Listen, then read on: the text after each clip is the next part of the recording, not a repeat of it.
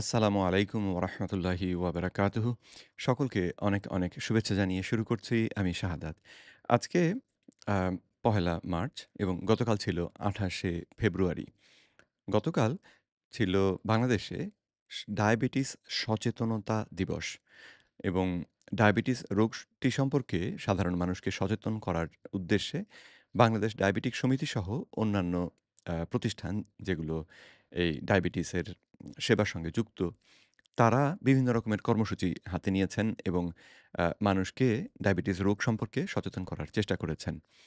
তো সাথে আজকে হচ্ছে পহেলা মার্চ এবং ২০২৫ এবং আজকে রাত থেকেই অর্থাৎ আজ সন্ধ্যা থেকেই আমাদের আ পবিত্র রমজান মাস শুরু হবে। তো এই প্রেক্ষাপটে আমি আপনাদের সামনে প্রথমত ডায়াবেটিস রোগটি সম্পর্কে সচেতনতামূলক কিছু তথ্য দেব। দ্বিতীয়ত আপনাদেরকে তথ্য দেব যে আ ডায়াবেটিস রোগটি বাংলাদেশে যে মহামারী আকারে ছড়িয়ে পড়ছে, তার পেছনে এই বাংলাদেশ ডায়াবেটিক সমিতির মতন যে প্রতিষ্ঠানগুলো রয়েছে, এদের একটা বিশাল ভূমিকা রয়েছে। অর্থাৎ রোগটিকে প্রতিরোধ করার পরিবর্তে রোগটিকে বরং আরো ছড়িয়ে দিতেই ওনারা খুব ভূমিকা রাখছেন এবং এই বিষয়টিতে আমাদের বাংলাদেশের যে সরকার, সেই সরকারও সম্পৃক্ত। এই সরকারও এর সঙ্গে যুক্ত।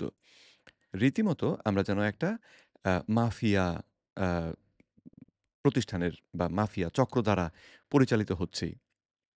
তো আ এবং তৃতীয়ত আমি যে বিষয়টি নিয়ে আলাপ করব সেটি হচ্ছে যে এই মাহে রমজানের এই পবিত্র মাসে কিভাবে আমরা রোজা রাখার সঙ্গে, সঙ্গে খাদ্যাভ্যাসে সামান্য কিছু পরিবর্তনের মাধ্যমে আ যাদের টাইপ 2 ডায়াবেটিস রয়েছে বা মেটাবলিক সিনড্রোম রয়েছে, যারা এখনো আ ঔষধ সাংঘাতিক কিছু ঔষধ খাচ্ছেন না, যারা ইনসুলিন ইনজেকশন নেন না, আ বা সালফোনিলুরিয়া গ্রুপের ঔষধ খান না বা রক্তচাপ নিয়ন্ত্রণের জন্য যারা ঔষধ এখনো ব্যবহার করছেন না, তারা কি করে এই সমস্যাগুলো থেকে নিজেরা মুক্তি পেতে পারেন, সে বিষয়ে খানিকটা তথ্য আপনাদেরকে দেব।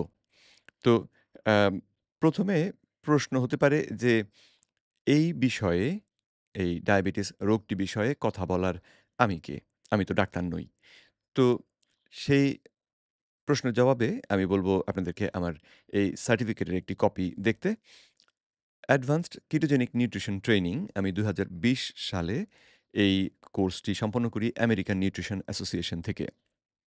এই কোর্সের একটা আ বড় ফোকাস ছিল যে কি করে টাইপ 2 ডায়াবেটিস নিয়ন্ত্রণ করা যায় এবং বা এটাকে সারিয়ে ফেলা যায়। সারিয়ে ফেলা বলতে এখানে উপশমের কথা বলছি। কিভাবে এটাকে উপশম করে ফেলা যায় এবং সঙ্গে আ কিভাবে আমরা একটা সুস্থ জীবনযাপন করতে পারি খাদ্যাভ্যাস নিয়ন্ত্রণের মাধ্যমে। এই বিষয়গুলো যেটার আরেকটা উদ্দেশ্য ছিল যে কি করে ওজন নিয়ন্ত্রণ করা যায় অত্যন্ত সহজে। তো এই বিষয়গুলো সম্পর্কে আমি এই প্রশিক্ষণের অংশ হিসেবে শিখি। তো এই প্রশিক্ষণ থেকে আমি যে তথ্যগুলো পেয়েছি, সেই তথ্যগুলো আপনারা অনেকে যারা ডাক্তার, তাদের টেক্সট বইতে পাওয়া তথ্যের সঙ্গে মিলবে না। তার কারণ হচ্ছে এই অ্যাম কোর্সটি ২০১৯ সালে তৈরি করা। তার মানে খুব বেশি দিন পুরনো নয় এবং এই কোর্সটির ভিত্তি ছিল আসলে প্রধানত সাম্প্রতিককালে প্রকাশিত কতগুলো গবেষণা। তো যেই গবেষণাগুলো বিভিন্ন জার্নালে প্রকাশিত হয়েছিল এবং সেই গবেষণাগুলোর উপর ভিত্তি করে এই কোর্সটি তৈরি করা হয়েছিল। তার মানে হচ্ছে আমি এই ভিডিওতে যে তথ্যগুলো দেব, সেগুলো অনেক ক্ষেত্রেই আপনারা যারা আম মেডিকেল টেক্সট বুক পড়েছেন, তাদের কথার সঙ্গে মিলবে না। কিন্তু আমার কথাগুলোর যুক্তি রয়েছে কিনা, সে বিষয়টা আপনাদেরকে অবশ্যই বিচার করে দেখতে হবে। আর সঙ্গে যেহেতু বলেই নিলাম যে, এই তথ্যগুলো আমি আসলে অ্যা এই সাম্প্রতিক করা কতগুলো গবেষণা থেকে পাওয়া তথ্য। সুতরাং অ্যাম চাইলে আপনারা সেটাকে যাচাই করে দেখতে পারেন এবং আমি আপনাদেরকে উৎসাহিত করব যে, আপনারা যাচাই করে দেখুন। মাফ করবেন। বাহ! মাফ চাইলাম আর সঙ্গে, সঙ্গে আবার কাশিও এলো। তো আমি আমার এই উপস্থাপনাটি শুরু করছি national guideline on diabetes mellitus যেটা বাংলাদেশ ডায়াবেটিক অ্যাসোসিয়েশন বা বাংলাদেশ ডায়াবেটিক সমিতি এবং বাংলাদেশ সরকারের আ উম একটি সমন্বিত প্রচেষ্টার ফল। আমি যে গাইডলাইনটি আপনাদেরকে দেখাচ্ছি সেটা ২০২৩ সালের প্রকাশিত গাইডলাইন, যেটাকে নামে বলা হয় ন্যাশনাল গাইডলাইন 2024, এইভাবে এটাকে বলা হয়। আম এটা ফার্স্ট এডিশন নিচে হুম, দেখুন জুলাই 2023 তে এটি অ্যাম প্রকাশ হয়েছে। তো জুলাই 2023 বা ২০২৩ সালের জুলাই মাসে প্রকাশিত হয়েছে এই কথাটি আপনাদের আমি মাথায় রাখতে বলব। কারণ কিছু প্রমাণ আমি দেখাবো, অ্যাম গবেষণার প্রমাণ দেখাবো। যেই প্রমাণগুলোর উপর ভিত্তি করে আমি দাবি করব যে এই যে গাইডলাইনটি তৈরি করা হয়েছে, এই গাইডলাইনটি আসলে যথাযথ নিয়ম মেনে করা হয়নি এবং এই গাইডলাইনটি আ প্রকাশিত হবার পূর্বে যে গবেষণাগুলো প্রকাশিত হয়েছে বিভিন্ন জার্নালে, সেই গবেষণাগুলোকে সবগুলোকে সঠিকভাবে এই গাইডলাইনের অন্তর্ভুক্ত করা হয়নি। সেটা একটু পরে দেখাবো। কিন্তু ২০২৩ সাল জুলাই মাস, এই সময় এটি প্রকাশিত হয়েছিল। আচ্ছা, এখন এই গাইডলাইনের উপর ভিত্তি করে এই গাইডলাইনটি হচ্ছে এমন একটি ডকুমেন্ট যেটা কিনা আমাদের দেশের যারা স্বাস্থ্যসেবী রয়েছেন, চিকিৎসক, নার্স, পুষ্টিবিদ, অন্যান্য যারা রয়েছেন, তাদেরকে টাইপ 2 ডায়াবেটিস এবং টাইপ 1 ডায়াবেটিস বা অন্যান্য ডায়াবেটিস সম্পর্কে আম শিক্ষা দেবার জন্যে এবং ডায়াবেটিস ধরা পড়লে কিভাবে চিকিৎসা করতে হবে, সেই বিষয়ে শিক্ষা দেবার জন্যে এই গাইডলাইনটি তৈরি করা হয়েছে। তো চলুন ১ম এ আমরা দেখি এই গাইডলাইনে আম টাইপ 2 ডায়াবেটিস অসুখটিকে কিভাবে সংজ্ঞায়িত করা হয়েছে। তো আমরা প্যাথোফিজিওলজি সেখানে যাচ্ছি যে কিভাবে টাইপ 2 ডায়াবেটিসটা হয়। এই ডকুমেন্টের মধ্যেই তারা বলছেন যে টাইপ 2 ডায়াবেটিসের ১ম সমস্যাটি হচ্ছে ইনসুলিন রেজিস্ট্যান্স এবং তার সঙ্গে রয়েছে বেটা সেল ফেইলিউর। তো এই দুটো সম্পর্কে চট করে একটু বলি আপনাদের। ইনসুলিন রেজিস্ট্যান্স হচ্ছে একটি সমস্যা, যেখানে দেহের মধ্যে যদি দীর্ঘদিন ধরে ইনসুলিন হরমোনটি বেড়ে থাকে, তখন আমাদের দেহ এই বর্ধিত মাত্রার ইনসুলিনের উপস্থিতি থাকলেও দেহের কোষগুলো ইনসুলিনের সংকেতে যে কাজ করার কথা সেটা করে না। তো তখন আমরা বলি যে এই কোষগুলো বা দেহের এই অঙ্গ ইনসুলিন রেজিস্ট্যান্ট হয়ে গিয়েছে। ইনসুলিনের সংকেতে সে কাজ করছে না। আমাদের দেহ যদি এইরকম অবস্থা হয়, তাহলে আ ইনসুলিন যে কাজ করার কথা ছিল, সেই কাজটি যেহেতু হচ্ছে না, তখন দেহ করে কি? ইনসুলিনের মাত্রাটাকে আরো খানিকটা বাড়িয়ে দেয় এবং তখন কাজ হয়ে যায়। কিন্তু যদি এই যে একটু বাড়ানো যে মাত্রাটা, এই মাত্রাটাও যদি আবার দীর্ঘদিন ধরে বেড়ে থাকে, দীর্ঘ সময় ধরে প্রত্যেকদিন বেড়ে থাকে, তাহলে আমাদের দেহ এই নতুন মাত্রায় ইনসুলিন রেজিস্ট্যান্ট হয়ে যায়। তখন দেহকে আরো বেশি ইনসুলিন উৎপাদন করতে হয়, যাতে করে ইনসুলিনের যে কাজ, সেই কাজ সম্পাদন করা সম্ভব হয়। তো এইভাবে যদি হিসেব করে দেখেন, তাহলে এটা হচ্ছে একটা আম কি বলে যে মরণ চক্রের মতন। যে ১ম এ ইনসুলিন আপনি বাড়িয়েছিলেন, দীর্ঘ সময় বাড়িয়ে রেখেছিলেন এবং সেজন্যে আপনার দেহ এই মাত্রায় ইনসুলিন রেজিস্ট্যান্ট হয়ে গেল। তখন এই বাড়তি মাত্রার ইনসুলিনে দেহ আর কাজ করছে না। ফলে আপনাকে ইনসুলিন আরেকটু বাড়িয়ে দিতে হবে। তো প্যানক্রিয়াসের বেটা সেলগুলো ইনসুলিন বেশি উৎপাদন করে এই কাজটা করবে। কিন্তু দীর্ঘদিন যদি এই অবস্থাটা চলতে থাকে, দেহ আবার এই মাত্রায়ও ইনসুলিন রেজিস্ট্যান্ট হবে। ফলে ইনসুলিনের মাত্রা আরো বাড়াতে হবে এবং এইভাবে বাড়তে একটা সময়ে গিয়ে এমন অবস্থা দাঁড়াবে যে আমাদের প্যানক্রিয়াস সর্বোচ্চ যতটা ইনসুলিন উৎপাদন করতে পারে, ততটা ইনসুলিন উৎপাদন করার পরেও আমাদের দেহ সেই মাত্রায় রেজিস্ট্যান্ট হয়ে যাবে। তখন দেহে ইনসুলিন থাকছে প্রচুর, কিন্তু ইনসুলিনের সংকেতে যে কাজ হবার কথা সেই কাজগুলো হচ্ছে না।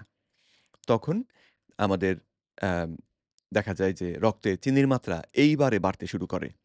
তার মানে এতক্ষণ পর্যন্ত আমি যে কথাগুলো আপনাদেরকে বললাম, সেটা হয়তো ১০ বছর ১৫ বছর ধরে আমাদের দেহের মধ্যে চলতে থাকে। যে ইনসুলিন ধীরে বাড়ছে এবং দেহের ইনসুলিনের প্রতি অসংবেদনশীলতা বা সংবেদনশীলতা হারানোর যে প্রক্রিয়া সেটাও চলছে। ১০, ১৫, ২০ বছর ধরে চলতে পারে এবং তারপরে একসময় দেহ সর্বোচ্চ রকম ইনসুলিন রেজিস্ট্যান্ট হয়ে গেল। তখন আর আপনার প্যানক্রিয়াস এই মাত্রার রেজিস্ট্যান্সকে সামলানোর জন্যে যতটা ইনসুলিন দরকার, অতটা ইনসুলিন উৎপাদন করতে পারছে না। ফলে রক্তে রক্তে চিনির মাত্রাটা বাড়তে শুরু করে এবং আমাদের চিকিৎসকরা আ তখন রক্ত পরীক্ষায় যদি ধরা পড়ে যে রক্তে চিনি বাড়ছে, তখন তারা বলেন যে আপনার ডায়াবেটিস হয়েছে। তো তাহলে আশা করি বুঝতে পারছেন সমস্যাটা কিন্তু অনেক দীর্ঘমেয়াদী একটি সমস্যা। শুধু চিনি ধরা পড়াটাই এই সমস্যার মূল নয় বা এই সমস্যার একমাত্র বিষয় নয়। বরং বহুদিন আগে থেকেই যে ধীরে, ধীরে ইনসুলিনের মাত্রাটা দেহের মধ্যে বাড়ছে, এই বিষয়টাও অত্যন্ত গুরুত্বপূর্ণ। তো উনারা এইখানে ইনসুলিন রেজিস্ট্যান্স এর কথা উল্লেখ করেছেন এবং বেটা সেল ফেইলিউর এর কথা উল্লেখ করেছেন। ইনসুলিন হরমোনটির একটি প্রধান কাজ মানে অনেকগুলো কাজই আছে আসলে এবং আম প্রধান কাজের মধ্যে একটি কাজ হচ্ছে চর্বি জমা করা। এবং যদি অ্যাম ইনসুলিন হরমোন আমাদের দেহটা যদি ইনসুলিন রেজিস্ট্যান্ট হয়ে যায়, তাহলে দেখা যায় যেহেতু ইনসুলিন অনেক বেশি উৎপাদিত হয়, তাতে দেহের এমন সব জায়গায় চর্বি জমতে শুরু করে যেখানে চর্বি জমার কথা না। স্বাভাবিক সুস্থ অবস্থায় যেখানে চর্বি জমার কথা না, সেইখানেও চর্বি জমতে শুরু করে। যেমন আমাদের প্যানক্রিয়াসের ভেতরে। প্যানক্রিয়াসের ভেতরে সাধারণ অবস্থায়, সুস্থ অবস্থায় যেমন আমাদের লিভারের মধ্যেও সুস্থ স্বাভাবিক অবস্থায় একটা নির্দিষ্ট পরিমাণে সামান্য চর্বি থাকতে পারে এবং থাকাটা ক্ষতিকর কিছু নয়। কিন্তু তার থেকে বেশি চর্বি থাকার কথা নয়। কিন্তু যদি ইনসুলিন দীর্ঘদিন ধরে এরকম বেড়ে থাকে, তাহলে ইনসুলিনের প্রভাবে প্যানক্রিয়াসের ভেতরেও চর্বি জমে যায়। এমন সমস্ত কোষের মধ্যে চর্বি জমে যায়, যেই কোষগুলো ইনসুলিন উৎপাদনের জন্য ভূমিকা রাখে এবং চর্বি জমে গেলে সেই কোষগুলো তখন আর সঠিকভাবে কাজ করতে পারে না। তো একটু আগে আমি আপনাদের বলেছিলাম যে দেহটা সর্বোচ্চ রকম ইনসুলিন রেজিস্ট্যান্ট হলে তখন আমাদের এই চিনি বাড়তে শুরু করে। এখন এই ইনসুলিন উৎপাদনের দৃষ্টিকোণ থেকে সমস্যা যেটা হয় সেটা হচ্ছে যখন ইনসুলিনটা এরকম বা আমাদের দেহটা ইনসুলিনের সর্বোচ্চ মাত্রায় রেজিস্ট্যান্ট তখন আমাদের প্যানক্রিয়াসের মধ্যেও চর্বি জমতে শুরু করে। ফলে সর্বোচ্চ মাত্রায় ইনসুলিন উৎপাদন করার পরিবর্তে আমাদের প্যানক্রিয়াসের ইনসুলিন উৎপাদনের মাত্রা বরং খানিকটা কমে আসে। এটা একেবারে কমে যে স্বাভাবিক যে অবস্থা সেখানে আসে তা নয়, সামান্য একটু কমে আসে। তো দেহ যেখানে এই সর্বোচ্চ মাত্রার ইনসুলিনেও কাজ করছিল না, সেখানে যদি ইনসুলিন একটু কমে আসে তাহলে তো কাজ করবে না, খুব স্বাভাবিক কথা। ফলে তখনই রক্তে চিনির মাত্রাটা বাড়তে শুরু করে। তো ওনারাও ওনাদের এই গাইডলাইনে সে কথা পরিষ্কার করে বলেছেন। "The degree of insulin resistance and বেটা সেল লস" আম ও এই যে না ভুল জায়গাতে আমি দেখাচ্ছিলাম। এখান থেকে দেখাতে হবে। "Subjects with T2DM type 2 diabetes mellitus, subjects with T2DM are maximally insulin resistant and have lost approximately 50% of beta cell function." একটু আগেই যে কথাটাকে আমি ব্যাখ্যা করলাম যে, রোগীদের টাইপ 2 ডায়াবেটিসে আক্রান্ত রোগীদের দেহ সর্বোচ্চ রকম ইনসুলিন রেজিস্ট্যান্ট এবং তাদের বিটা সেলগুলোও আ অকার্যকর হয়ে গিয়েছে। অনেকগুলো, সবগুলো নয়। তো ফলে তাদের দেহে এখন আর ইনসুলিন উৎপাদন হচ্ছে না। আ তো একেবারে হচ্ছে না তা নয়। ইনসুলিন আগে যতটা হচ্ছিল তার তুলনায় খানিকটা কম হচ্ছে এখন। এটাকেই চিকিৎসকরা সাধারণত বলে থাকেন যে, এটা হচ্ছে আপনার দেহে ইনসুলিনের ঘাটতি। তো তাদের এই কথাটি যদিও এক দৃষ্টিকোণ থেকে সঠিক যে ইনসুলিনের মাত্রাটা আরো বাড়িয়ে দিলে চিনির মাত্রাটাকে নিয়ন্ত্রণ করা যেত। কিন্তু অ্যাম আমাদের দেহে এই অবস্থাতে ইনসুলিন যে মাত্রাতিরিক্তভাবে রয়েছে, স্বাভাবিক মাত্রা থেকে কয়েক গুণ বেশি রয়েছে, সেই কথাটা উনারা আমাদেরকে বলেন না। এবং উনারা সেই বিষয়টাকে পরীক্ষাও করেন না। প্রফেসর বেন বিকম্যান উনি ব্রিঘাম ইয়াং ইউনিভার্সিটির প্রফেসর এবং আম প্রফেসর আম এরিক ওয়েস্টম্যান ডিউক ইউনিভার্সিটির প্রফেসর, প্রফেসর আম টিম নোকস কেপ টাউন ইউনিভার্সিটির প্রফেসর। উনারা পরিষ্কার বলেন যে যদি রোগীর দেহে ইনসুলিন কতটা রয়েছে এই বিষয়টাকে রক্ত পরীক্ষার মাধ্যমে দেখা হতো, তাহলে টাইপ 2 ডায়াবেটিস হবারও ১০ বছর আগেই আমরা ধরতে পারতাম যে রোগীর দেহে এই সমস্যাটি শুরু হয়েছে। আর তাহলে রক্তে চিনি বাড়ারও ১০ বছর আগে, ১৫ বছর আগে আমরা এই অসুখটিকে থামিয়ে দেবার ব্যবস্থা করতে পারতাম।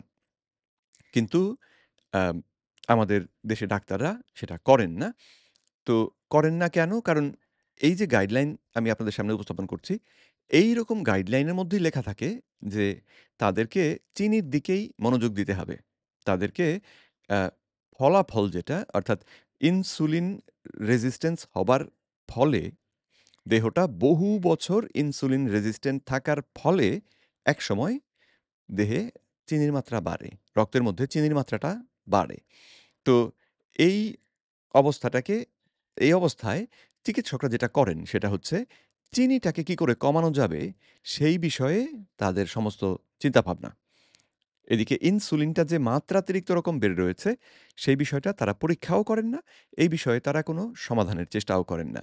তো আপনি একটা আ সমস্যার কারণটাকে সমাধান না করে যদি ফলাফলটাকে সমাধান করার চেষ্টা করেন, সমাধানটাকে ম্যানেজ করার চেষ্টা করেন, নিয়ন্ত্রণ করার চেষ্টা করেন, তাহলে সমস্যাটা তো কোনোদিনই সারবে না। সমস্যাটাকে কোনোদিনই আপনি নিরাময় করতে পারবেন না বা আম উম সমাধান মানে একেবারে এই সমস্যাটাই আর থাকবে না, এইরকমভাবে সমাধান করতে পারবেন না।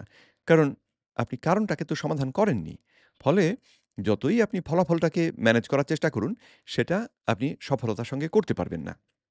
এবং বাংলাদেশে আমরা টাইপ 2 ডায়াবেটিসে আক্রান্ত যারা ঔষধ ব্যবহারের মাধ্যমে বা ইনসুলিন ব্যবহারের মাধ্যমে এই কাজ করছি, তারা ঠিক সেই ভুলটার মধ্যেই রয়েছি।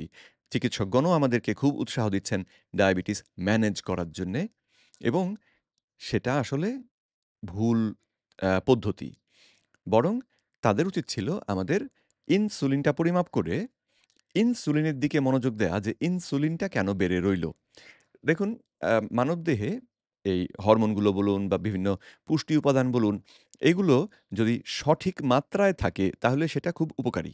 সেটা অনেক ক্ষেত্রে অত্যন্ত প্রয়োজন।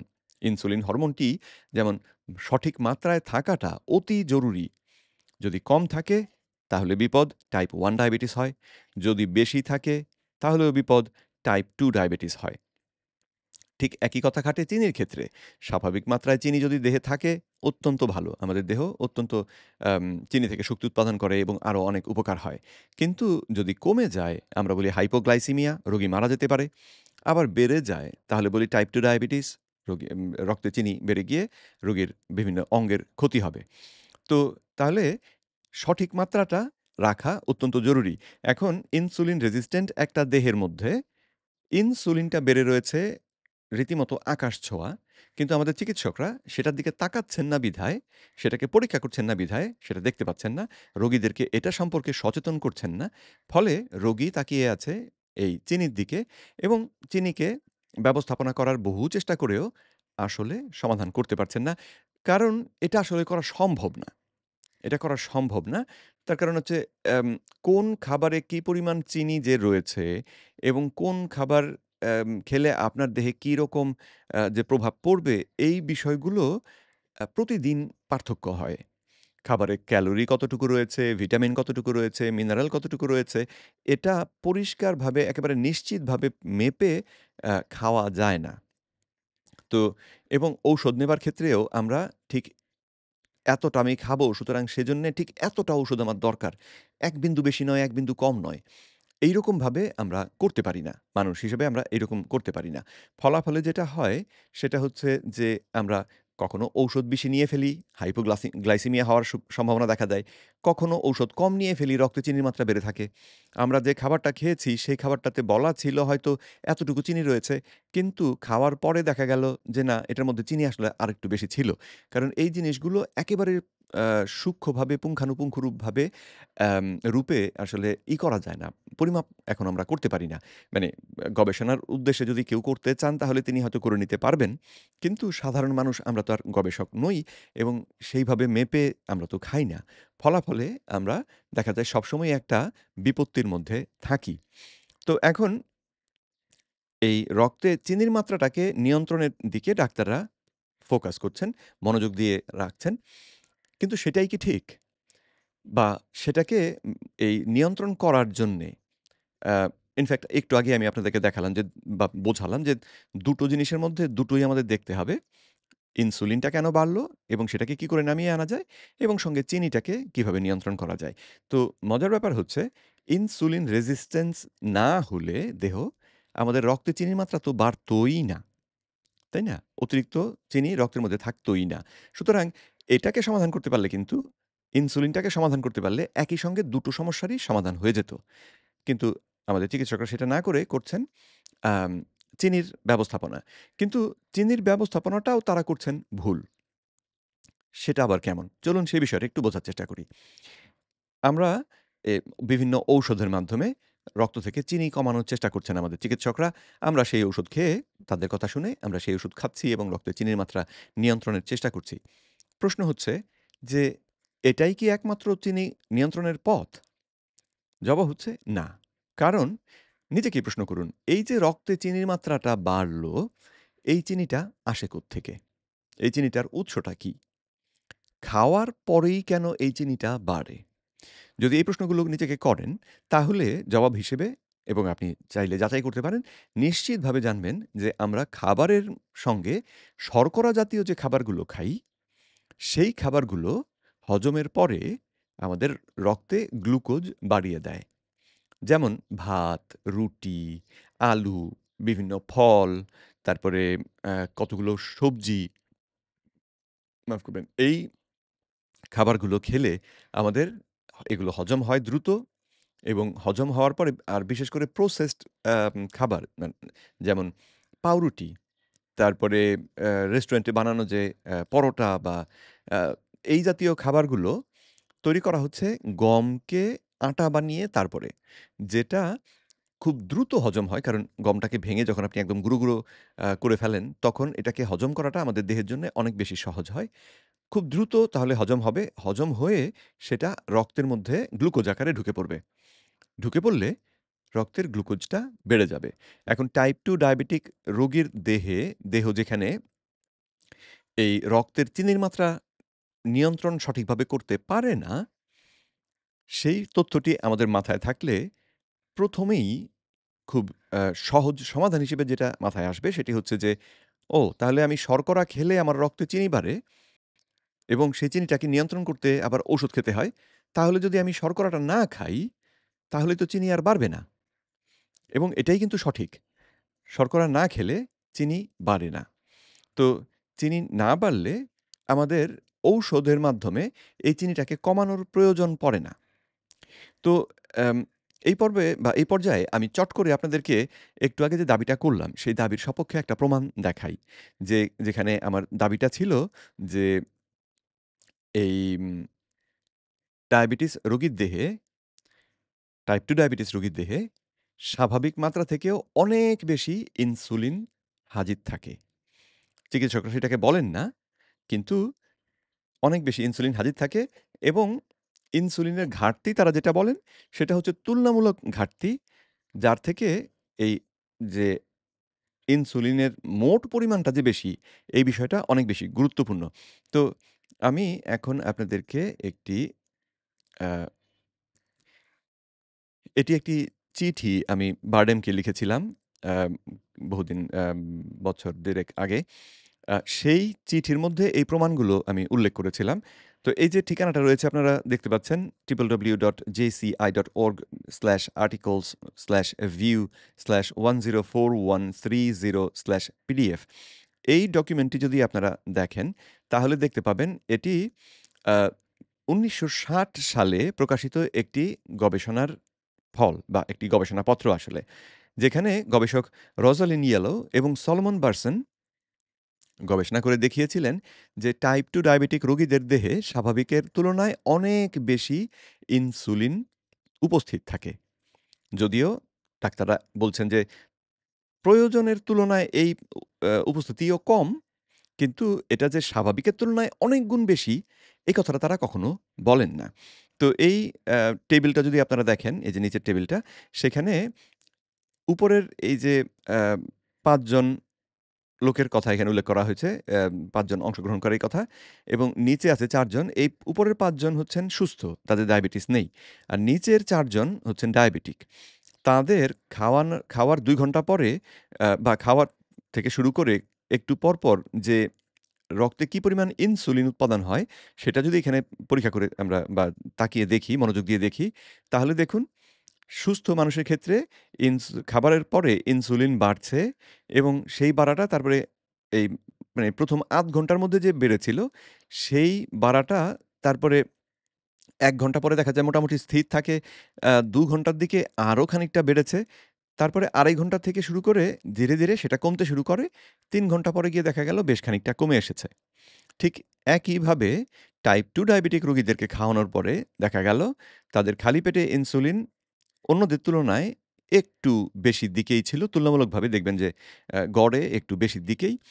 তারপরে ০.৫ ঘন্টা পরে তাদের ইনসুলিন বেড়েছে এদের তুলনায় বেশি। আ ১ ঘন্টা পরে ইনসুলিন এদের তুলনায় ভীষণ রকম বেশি। ২ ঘন্টা পরে তো অবিশ্বাস্য রকমের বেশি। ২.৫ ঘন্টা পরে যেখানে এদেরটা কমতে শুরু করে দিয়েছে, এদেরটা তখনও বাড়ছে এবং ৩ ঘন্টা পরে এটা কমতে শুরু করেছে মোটে যেটা কিনা আ স্বাভাবিক যে বা সুস্থ যে দল তাদের তুলনায় এখনো অনেক, অনেক গুণ বেশি ইনসুলিন। যেটাকে ধীরে, ধীরে কমে আসতে আরো হয়তো ২ ঘন্টা ৩ ঘন্টা সময় লাগবে। তো আ টাইপ 2 ডায়াবেটিক রোগীর দেহে যে ইনসুলিন আসলে মাত্রাতিরিক্ত থাকে এই গবেষণা থেকেই প্রমাণ হয়েছিল। আর ইনফ্যাক্ট এই গবেষণাটির উপর ভিত্তি করেই মানুষের দেহ যে এই হরমোনের প্রতি রেজিস্ট্যান্স তৈরি হয় মানুষের দেহে, সেই বিষয়টি জানা গিয়েছিল এই গবেষণার উপর ভিত্তি করেই। তো তাহলে আ আমি আপনাদেরকে স একটু আগে যে দাবিটা করেছিলাম যে দেহে ইনসুলিন বেশি থাকে, সেই দাবির সপক্ষে একটি প্রমাণ দেখালাম। এখন চলুন আবার আমরা যে গ্লুকোজ নিয়ন্ত্রণের যে কথা সেটার দিকে ফিরে যাই। তো তাহলে গ্লুকোজকে নিয়ন্ত্রণের সবথেকে কার্যকরী পথ হচ্ছে খাবার থেকে গ্লুকোজটাকে বাদ দিয়ে দেওয়া। অর্থাৎ শর্করা জাতীয় খাবারগুলোকে যদি আমরা না খাই, তাহলে রক্তে চিনির মাত্রা বাড়ার কারণ থাকবে না। তো চিনি যদি না বাড়ে, তাহলে ঔষধ খেয়ে এই চিনিকে কমানোর চেষ্টা করতে হবে না। তাহলে যদি রক্তে চিনির মাত্রা স্বাভাবিক মাত্রায় থাকে, এই ওঠানামা না করে, তাহলে তখন তো সেটা টাইপ 2 ডায়াবেটিস রোগীও নন। মানে আপনি যদি আপনার রক্তের চিনির মাত্রাটাকে এইভাবে ৩ মাস ৪ মাস স্থির রাখতে পারেন, তাহলে তো আপনি দাবি করতে পারবেন যে আমার ডায়াবেটিস নেই। কারণ পরীক্ষা-নিরীক্ষায় ধরা পড়বে আপনার রক্তে চিনির মাত্রা স্বাভাবিক। তাই না? তো এখন কেউ বলতে পারেন যে আসলেই স্বাভাবিক থাকবে কিনা? রক্তে যদি আমি শর্করা জাতীয় খাবার না খাই, তাহলে রক্তে আমার চিনির মাত্রা স্বাভাবিক থাকবে কিনা? এই বিষয়ে আমি একটু পরেই আপনাদেরকে প্রমাণ দেখাবো। কিন্তু চলুন এই খাওয়ার কারণেই আমাদের যে রক্তে গ্লুকোজটা বাড়ে, তার সপক্ষে একটা প্রমাণ দেখে আসি। এই আমাদের যে গাইডলাইন করা হয়েছে, সেই গাইডলাইন থেকেই। এই গাইডলাইনের ৪১ নম্বর যে পাতাটা রয়েছে, সেই পাতায় গেলে আমরা দেখতে পাচ্ছি কিভাবে টাইপ 2 ডায়াবেটিসটাকে নির্ণয় করতে হবে। চিকিৎসকদের জন্যে তারা এই তথ্য দিয়েছেন যে, oral glucose tolerance test OGTT এর মাধ্যমে টাইপ 2 ডায়াবেটিস আমাদের নির্ণয় করতে হবে এবং এই টেস্টটাকে বলা হচ্ছে গোল্ড স্ট্যান্ডার্ড টেস্ট। অর্থাৎ এটা সবথেকে নির্ভরযোগ্য আ পরীক্ষা যার মাধ্যমে আপনার টাইপ 2 ডায়াবেটিস রয়েছে কিনা সেটা বোঝা যায়। এই পরীক্ষায় যেটা করা হয় সেটা হচ্ছে রোগীকে খালি পেটে আসতে বলা হয় সকালবেলায় এবং তারপরে রোগীকে ৭৫ গ্রাম গ্লুকোজ পানিতে মিশিয়ে ২৫০ মিলিলিটার পানিতে মিশিয়ে খেয়ে ফেলতে বলা হয়। তো রোগী এটা চট করে খেয়ে ফেলেন। খেয়ে ফেলার পরে ২ ঘন্টা অপেক্ষা করে রোগীর রক্ত নিয়ে পরীক্ষা করে দেখা হয় রক্তে কি পরিমাণ গ্লুকোজ বেড়েছে। তো এই পরীক্ষার মাধ্যমে ডায়াবেটিসকে শনাক্ত করা হয়। কিন্তু এই পরীক্ষাটির যে প্রক্রিয়াটি আমি আপনাদেরকে ব্যাখ্যা করলাম, সেখান থেকে আশা করি আপনারা বুঝতে পারছেন যে এই ব্যাপারটা তাহলে প্রমাণিত হয়ে গেল এই পরীক্ষার উপর ভিত্তি করেই যে গ্লুকোজ খেলে রক্তে গ্লুকোজ বাড়ে এবং উল্টোভাবে বললে গ্লুকোজ না খেলে রক্তে গ্লুকোজ বাড়ার কারণ নেই। তো তাহলে সমাধান হিসেবে চিনি বেড়ে থাকাটাই যদি সমস্যা হয়, তাহলে সেটাকে সমাধান করার জন্যে আমরা কি করতে পারি? গ্লুকোজটাকে খাওয়া বন্ধ করে দিতে পারি বা গ্লুকোজ খাওয়া কমিয়ে দিতে পারি এবং ঘন গ্লুকোজ খাওয়া থেকে বিরত থাকতে পারি। তাহলে আমাদের দেহে গ্লুকোজ বেড়ে থাকবে না। রক্তের মধ্যে গ্লুকোজ বেড়ে থাকবে না। যেটার মাধ্যমেই আসলে টাইপ 2 ডায়াবেটিসটাকে শনাক্ত করা হয়। তো এখন আ আপনারা কেউ হয়তো বলবেন যে, আম গ্লুকোজ যে আমরা খাবো না, এই যে শর্করা জাতীয় খাবার খেতে আমি নিষেধ করছি আপনাদেরকে, সেটা কি আসলে সঠিক হবে কিনা? সেটাতে কোনো ঝুঁকি রয়েছে কিনা? চলুন এ বিষয়ে আপনাদেরকে একটি প্রমাণ দেখাই। আ এটি আমি পেজ 1 থেকে আসি। না পেজ এখান থেকে না। আম আচ্ছা, ১ম এ আমি আপনাদেরকে প্রমাণটা দেখাই। তারপরে এই বইটি বা যেখান থেকে তথ্যটি পাচ্ছি, সেই তথ্যটির বা সেই এই নথিটির নামটা দেখাবো। তো এই নথিটির আলোচ্য বিষয় এইখানে ২৭৫ নম্বর পৃষ্ঠা। সেখানে তাদের আলোচ্য বিষয় হচ্ছে ডায়েটারি কার্বোহাইড্রেটস, সুগার অ্যান্ড স্টার্চেস, অর্থাৎ শর্করা জাতীয় যে খাবার, সেগুলো খাবার ব্যাপারে তারা কথা বলছেন এবং এখানে হেডিংটা হচ্ছে, শিরোনামটা হচ্ছে clinical effects of inadequate intake, অর্থাৎ যথেষ্ট পরিমাণ না খেলে আমাদের দেহে কি প্রভাব পড়বে এই অংশে সেটা নিয়ে আলোচনা হচ্ছে এবং এখানে তাহলে আমরা কথা বলছি শর্করা জাতীয় খাবারের ক্ষেত্রে। তো এখানে তারা লিখেছেন, "the lower limit of dietary carbohydrate compatible with life apparently is 0, provided that adequate amounts of protein and fat are consumed." তো ওনারা যেটা বললেন এই ডকুমেন্টের মধ্যে সেটা হচ্ছে যে শর্করা জাতীয় খাবার খাওয়ার সর্বনিম্ন যে মাত্রা সেটা হচ্ছে ০। আমাদেরকে ০ মাত্রায় শর্করা খেতেই হবে। অর্থাৎ শর্করা যদি আমরা না খাই সেটা আসলে দোষের কিছু নয়। যদি আমরা যথেষ্ট পরিমাণে আমিষ এবং চর্বি খাই। এখন এই কথাটি তারা বললেন কেন? কারণ হচ্ছে মানবদেহের এই গ্লুকোজ উৎপাদন করার ক্ষমতা রয়েছে। মানবদেহে আমাদের কলিজার মধ্যে গ্লুকোনিওজেনেসিস নামে একটি প্রক্রিয়া রয়েছে। যেই প্রক্রিয়ায় যে দেহে যদি গ্লুকোজের প্রয়োজন পড়ে, তাহলে আমাদের কলিজা গ্লুকোজ উৎপাদন করে দিতে পারে। আমিষ এবং চর্বি ভেঙে সেখান থেকে সে এই গ্লুকোজটা উৎপাদন করে। তাহলে আমি বাইরে থেকে যদি খাবার না খাই, আমার রক্তে চিনির মাত্রা কিন্তু থাকবে স্বাভাবিক। কারণ চিনির মাত্রা একটু কমতে শুরু করলেই আমাদের লিভার, আমাদের কলিজা চিনি তৈরি করে রক্তে চিনির মাত্রাটাকে আবার স্বাভাবিক অবস্থায় ফিরিয়ে আনবে। অতি দ্রুত এই কাজটি সে করে। সুতরাং যদি আমরা শর্করা না খাই তাহলে আমাদের কোনো ক্ষতি হবার কোনো কারণ নেই। এখন আপনারা বলবেন যে আপনি কোত্থেকে কি দেখালেন? চলুন আমরা এই বইটির ১ নম্বর পাতায় যাই। আ অনেক লম্বা ডকুমেন্ট, এটাতে যেতে একটু টাইম লাগে। তো সেখানে গেলে আমরা ন্যাশনাল একাডেমিজ প্রেস, ওয়াশিংটন ডিসি দেখতে পাচ্ছেন উপরে। আমেরিকা থেকে প্রকাশিত ডকুমেন্ট। এটা নাম হচ্ছে dietary reference intake for energy, carbohydrate, fibre, fat, fatty acids, cholesterol, protein and amino acids 2005। তার মানে ২০০৫ সালে ন্যাশনাল একাডেমিজ কর্তৃক প্রকাশিত, আমেরিকান ন্যাশনাল একাডেমিজ, যেটা বর্তমানে বোধহয় ন্যাশনাল ইনস্টিটিউট অফ হেলথ যেটাকে বলা হয়, সেই একই প্রতিষ্ঠান। সেই প্রতিষ্ঠান ২০০৫ সালে এই যে ডকুমেন্ট তারা প্রকাশ করেছিল, সেখানে দাবি করেছেন যে শর্করা জাতীয় খাবার আমাদের খেতে আসলে হয় না। শর্করা খাওয়া আবশ্যক নয়। একটু আগে আমি আপনাদেরকে এটার এই ডকুমেন্টেরই ২৭৫ নাম্বার পাতায় এ কথাগুলো লেখা রয়েছে। তো তাহলে আম আমাদেরকে আমরা যে সমস্যার কথা বুঝলাম, রক্তে চিনি বেড়ে যাওয়ার যে কারণ বুঝলাম, সেই তথ্যের ভিত্তিতে যদি আমরা এই বিবেচনা করি, এখন এই যে প্রমাণ দেখলাম তার সাপেক্ষে বিবেচনা করি, তাহলে যার টাইপ 2 ডায়াবেটিস রয়েছে, তার আসলে শর্করা খাওয়ার কোনো কারণ নেই। ধরুন একজনের দেহে বাদাম খেলে অ্যালার্জি হয়। তাহলে তার জন্য সমাধানটা কি? বাদাম না খাওয়া। এটা আমরা সবাই বুঝি। তো তাহলে একজন মানুষ যার দেহটা অসুস্থ, যার দেহে এখন শর্করা খেলে দেহ এই শর্করাকে সঠিকভাবে ব্যবস্থাপনা করতে পারে না। রক্তে এই শর্করার মাত্রাটা বেড়ে যায়, বেড়ে থাকে, যেটা দেহের জন্য ক্ষতিকর। তো যদি এই ব্যাপারটা আমরা বুঝি, তাহলে ১ম সমাধান হিসেবেই আমাদের মাথায় যেটা আসবে যে, "তাহলে তুমি এটা খেও না।" এবং আমি আপনাদেরকে প্রমাণসহ দেখালাম যে এটা খেতেই হবে এমন কোনো কথাও নেই। সুতরাং এটা খাবার যৌক্তিক কোনো কারণ নেই। কিন্তু আমরা যে বাংলাদেশের যে national guideline on diabetes mellitus যেটা দেখলাম, সেখানে যদি ৪৭ নম্বর পৃষ্ঠায় যাই এবং টাইপ 2 ডায়াবেটিসের নন ফার্মাকোলজিক্যাল ট্রিটমেন্টের দিকটা দেখি, নন ফার্মাকোলজিক্যাল ট্রিটমেন্ট হচ্ছে যেখানে ঔষধ ব্যবহার না করে চিকিৎসার চেষ্টা করা হবে। সেইখানে তারা আ মেডিকেল নিউট্রিশন থেরাপি হিসেবে যেটা বলছেন সেটা হচ্ছে আমি পড়ে শোনাচ্ছি।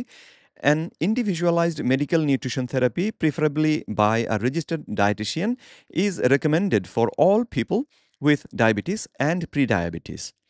Typical composition of a balanced diet should be carbohydrate 50%, protein 10 to 20%, fat less than 30%.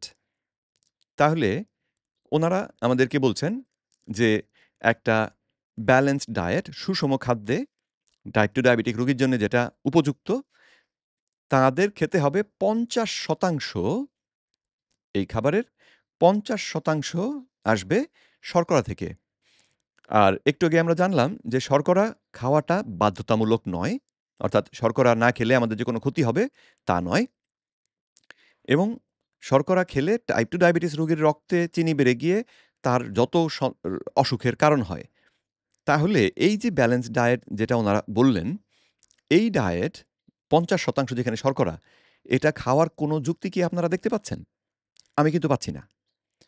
এবং এত বড়, বড় প্রফেসররা, ডাক্তাররা মিলে এই যে গাইডলাইন তৈরি করেছেন, এই গাইডলাইন দেখে এখন আমার মনে হচ্ছে যে এখানে মানে ওনারা সবাই বোকা, উজবুক, আহাম্মক এই কথা তো বলা যায় না। ওনারা অনেক বড়, বড় অধ্যাপক এবং অ্যা বড়, বড় স্কলার, বড়, বড় জ্ঞানী মানুষ। তো আমি আপনার সামনে যে প্রমাণ দেখালাম তাতে সহজ বুদ্ধিতেই আমরা যে কথাগুলো বুঝতে পারছি, ওনারা সেটা বোঝেননি। তো তাহলে এর পেছনে অন্য কারণ থাকাটাই স্বাভাবিক। অন্য কারণ থাকাটাই যৌক্তিক। ওনাদেরকে নয়তো বলতে হবে ওনারা সব আহাম্মক। কিন্তু সেটা তো বলা সম্ভব না। কারণ ওনারা আসলে তা নন। তাহলে বাকি থাকে কি? যে ওনারা জেনে বুঝেই এই কথাটা আমাদের বলছেন। তো সেটার উদ্দেশ্য কি হতে পারে? তো চলুন এই ডকুমেন্টটি তৈরি করতে বাংলাদেশ ডায়াবেটিক সমিতি একটা বিশাল ভূমিকা রেখেছে। তো অ্যাম আমরা এবারে চলুন দেখি যে ডায়াবেটিক সমিতি তাদের উদ্দেশ্যটা কি? তাদের ভিশন, তাদের মিশন এগুলো কি? তারা আমাদের দেশের প্রেক্ষাপটে কি আসলে আ অর্জন করার চেষ্টা করছেন? ও আচ্ছা, তার আগে আপনাদেরকে আরেকটা জিনিস দেখাই। আম সেটা হচ্ছে ২০২২ সালে প্রকাশিত Management of Hyperglycemia in Type 2 Diabetes 2022, a consensus report by the American Diabetes Association ADA and the European Association for the Study of Diabetes EASD, অর্থাৎ ADA এবং EASD যৌথভাবে একত্রে কাজ করে একটি রিপোর্ট তৈরি করেছিল। একটি সম্মতিসূচক রিপোর্ট তৈরি করেছিল যেখানে কিভাবে আমরা টাইপ 2 ডায়াবেটিসকে নিয়ন্ত্রণ করতে পারি, সেই বিষয়ে তারা বলেছেন। তো এই ডকুমেন্টটাকেই আমি যদি একটু নিচে যাই, তাহলে দেখবেন এখানে আম আরেকটু নিচে রয়েছে এই টেবিলটার পরে নিউট্রিশন থেরাপির ক্ষেত্রে তারা উল্লেখ করেছেন যে কোথায় গেল? আ এই যে কথাটা। এখানে তারা বলেছেন A network analysis comparing trials of 9 dietary approaches of 12 weeks or more duration demonstrated reduction in HbA1c from 9 to 5.1 অর্থাৎ HbA1c টা এই গবেষণায় বা আম তারা কমতে দেখেছেন with all approaches compared with control diet এবং greater glycemic benefits were seen with the Mediterranean diet and low carbohydrate diet. ওনারা বললেন যে আ ৯ টি বিভিন্ন রকমের খাদ্য অভ্যাস এবং আমাদের বর্তমান যে সাধারণ যে খাদ্য অভ্যাস তার তুলনায় এই খাদ্য অভ্যাসগুলো HbA1c কমাতে কিভাবে ভূমিকা রাখে এটা গবেষণা করা হয়েছিল এবং প্রতি ক্ষেত্রেই এটা কমপক্ষে ১২ সপ্তাহ মানে ৩ মাস মেয়াদি গবেষণা। সেই গবেষণায় তারা দেখেছেন যে আমাদের রক্তে থেকে চিনি কমানোর ক্ষেত্রে গ্লাইসেমিক বেনিফিট যেটা অর্থাৎ রক্ত থেকে চিনি কমানোর ক্ষেত্রে মেডিটেরেনিয়ান ডায়েট এবং লো কার্বোহাইড্রেট ডায়েট সবথেকে ভালো ফল দেখিয়েছে।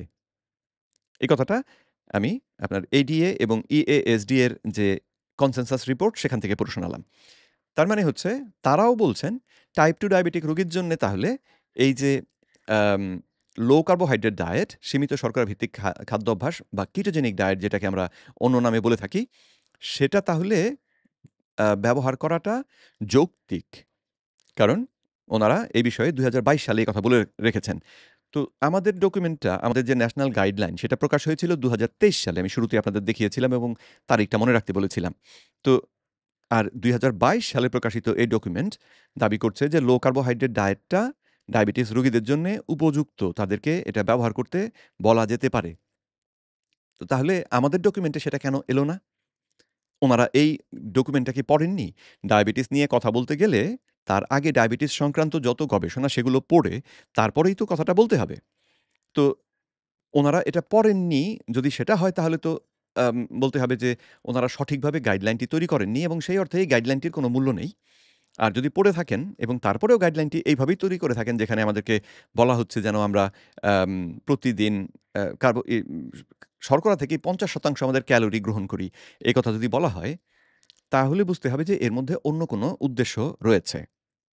এখন আমি আপনাদেরকে বাংলাদেশ ডায়াবেটিক অ্যাসোসিয়েশন বা ডায়াবেটিক অ্যাসোসিয়েশন অব বাংলাদেশের যে মিশন সেটা দেখাচ্ছি তাদের ওয়েবসাইট থেকেই। তাদের ভিশনটা হচ্ছে, "in Bangladesh no diabetic should be untreated, unemployed or unfed." বাংলাদেশে কোনো ডায়াবেটিক রোগী যেন চিকিৎসা ছাড়া না থাকে, তারা যেন আম চাকরি ছাড়া না থাকে এবং তারা যেন অ অভুক্ত না থাকে। "All people shall be provided with affordable health care service." সকলকে আম আর্থিকভাবে যেটা আমরা এটাকে কি বলে? যে অ্যা ব্যয়ভার বহন করা সম্ভব এই রকমের চিকিৎসা সেবা দেওয়া ওনাদের ভিশন। মিশনটা কি? মিশনে হচ্ছে provide total health care including rehabilitation for all diabetics irrespective of gender, economic and social status through different institutions of diabetic association of Bangladesh. তো ডায়াবেটিক অ্যাসোসিয়েশন অব বাংলাদেশের বিভিন্ন ইনস্টিটিউশনের মাধ্যমে অ্যাম আপনি কে, কি সে সমস্ত বিচার না করে আপনাকে ডায়াবেটিসের উম সম্পর্কে শিক্ষা দেওয়া এবং আপনাকে সেখান থেকে পুনর্বাসনের চেষ্টা তারা করবেন। এটা তাদের mission. Expand these services to provide affordable Bada's healthcare for all Bangladeshi through self-sustaining centers of excellences. তাদের এই যে সেবা, এই সেবা সারা দেশে তারা ছড়িয়ে দেবেন। এটাই তাদের আরেকটা উদ্দেশ্য এবং এই উদ্দেশ্যে বাংলাদেশ ডায়াবেটিক সমিতি কিন্তু অত্যন্ত সফল। বাংলাদেশের এখন গ্রামে-গঞ্জে প্রত্যন্ত অঞ্চলেও এই আ ডায়াবেটিক সমিতির আ স্বাস্থ্যকেন্দ্র আছে এবং সেখানে রোগীরা যান, গিয়ে তাদের যে তথ্য, তারা যে তথ্য দেন সেই তথ্য শোনেন।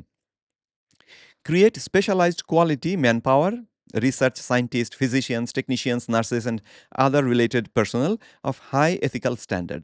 তারা নতুন আরো স্বাস্থ্যসেবী তৈরি করবেন, যারা অত্যন্ত নৈতিক, অত্যন্ত উচ্চ আ মানে নীতিবান আম বিভিন্ন রকমের এই স্বাস্থ্যসেবী তারা তৈরি করার চেষ্টা করবেন প্রশিক্ষণের মাধ্যমে। এরপরে বলছেন, "develop leadership in the health care through dedicated and transparent management system." ব্যবস্থাপনা ব্যব উম ওনারা উন্নত করবেন একটা স্বচ্ছ ব্যবস্থাপনার মাধ্যমে আ লিডারশিপ বা নেতৃত্বের যে বিষয়গুলো সেগুলোকে ম্যানেজ করবেন। Develop industries for manufacturing quality medicine and health care products. ওনারা ঔষধ উৎপাদন এবং হেলথ কেয়ারের অন্যান্য যে বিভিন্ন পণ্য সেইগুলো উৎপাদনের দিকে মনোযোগ দেবেন। এই ভিশন বা মিশন স্টেটমেন্টে যে কথাটি নেই সেটি হচ্ছে টাইপ 2 ডায়াবেটিসটাকে সারিয়ে ফেলার জন্যে আমরা চেষ্টা করব। এই কথাটা কিন্তু বাডাসের, বাংলাদেশ ডায়াবেটিক অ্যাসোসিয়েশনের উদ্দেশ্য নয় এবং উদ্দেশ্য বরং হচ্ছে কি করে আরো গুণগত মানসম্পন্ন ঔষধ উৎপাদন করা যাবে বা অন্য পণ্য উৎপাদন করা যাবে যেটা এই ডায়াবেটিক রোগীদের মধ্যে তখন বিক্রি করা যাবে। তো যদি এই উদ্দেশ্য আমাদের মাথায় থাকে, তাহলে ডায়াবেটিস রোগী যে আমাদের কাছ থেকে চিকিৎসা নেবে, তাকে আমরা ঔষধ দিয়েই চিকিৎসা করার চেষ্টা করব, এটা তো খুব স্বাভাবিক কথা, তাই না? আর যদি ডায়াবেটিস রোগীরা দেশে না থাকে, ডায়াবেটিস রোগ যদি কারো না হয়, তাহলে তো এই বাংলাদেশ ডায়াবেটিক অ্যাসোসিয়েশনের প্রয়োজন থাকবে না। তাহলে এই যে তাদের এত বিশাল কর্মকাণ্ড, এর মধ্যে যত আর্থিক লেনদেন হচ্ছে, ফার্মাসিউটিক্যাল কোম্পানিগুলো এদের মাধ্যমে রোগী পাচ্ছে এবং সেই রোগীকে ঔষধ বিক্রি করে তারা লাভবান হচ্ছে। তারা আবার পয়সা দিচ্ছে ডোনেশন আকারে ডায়াবেটিক অ্যাসোসিয়েশনকে। ডায়াবেটিক অ্যাসোসিয়েশন সেটার মাধ্যমে তাদের কার্যক্রম আরো বাড়াচ্ছে। ইত্যাদি, ইত্যাদি করছে।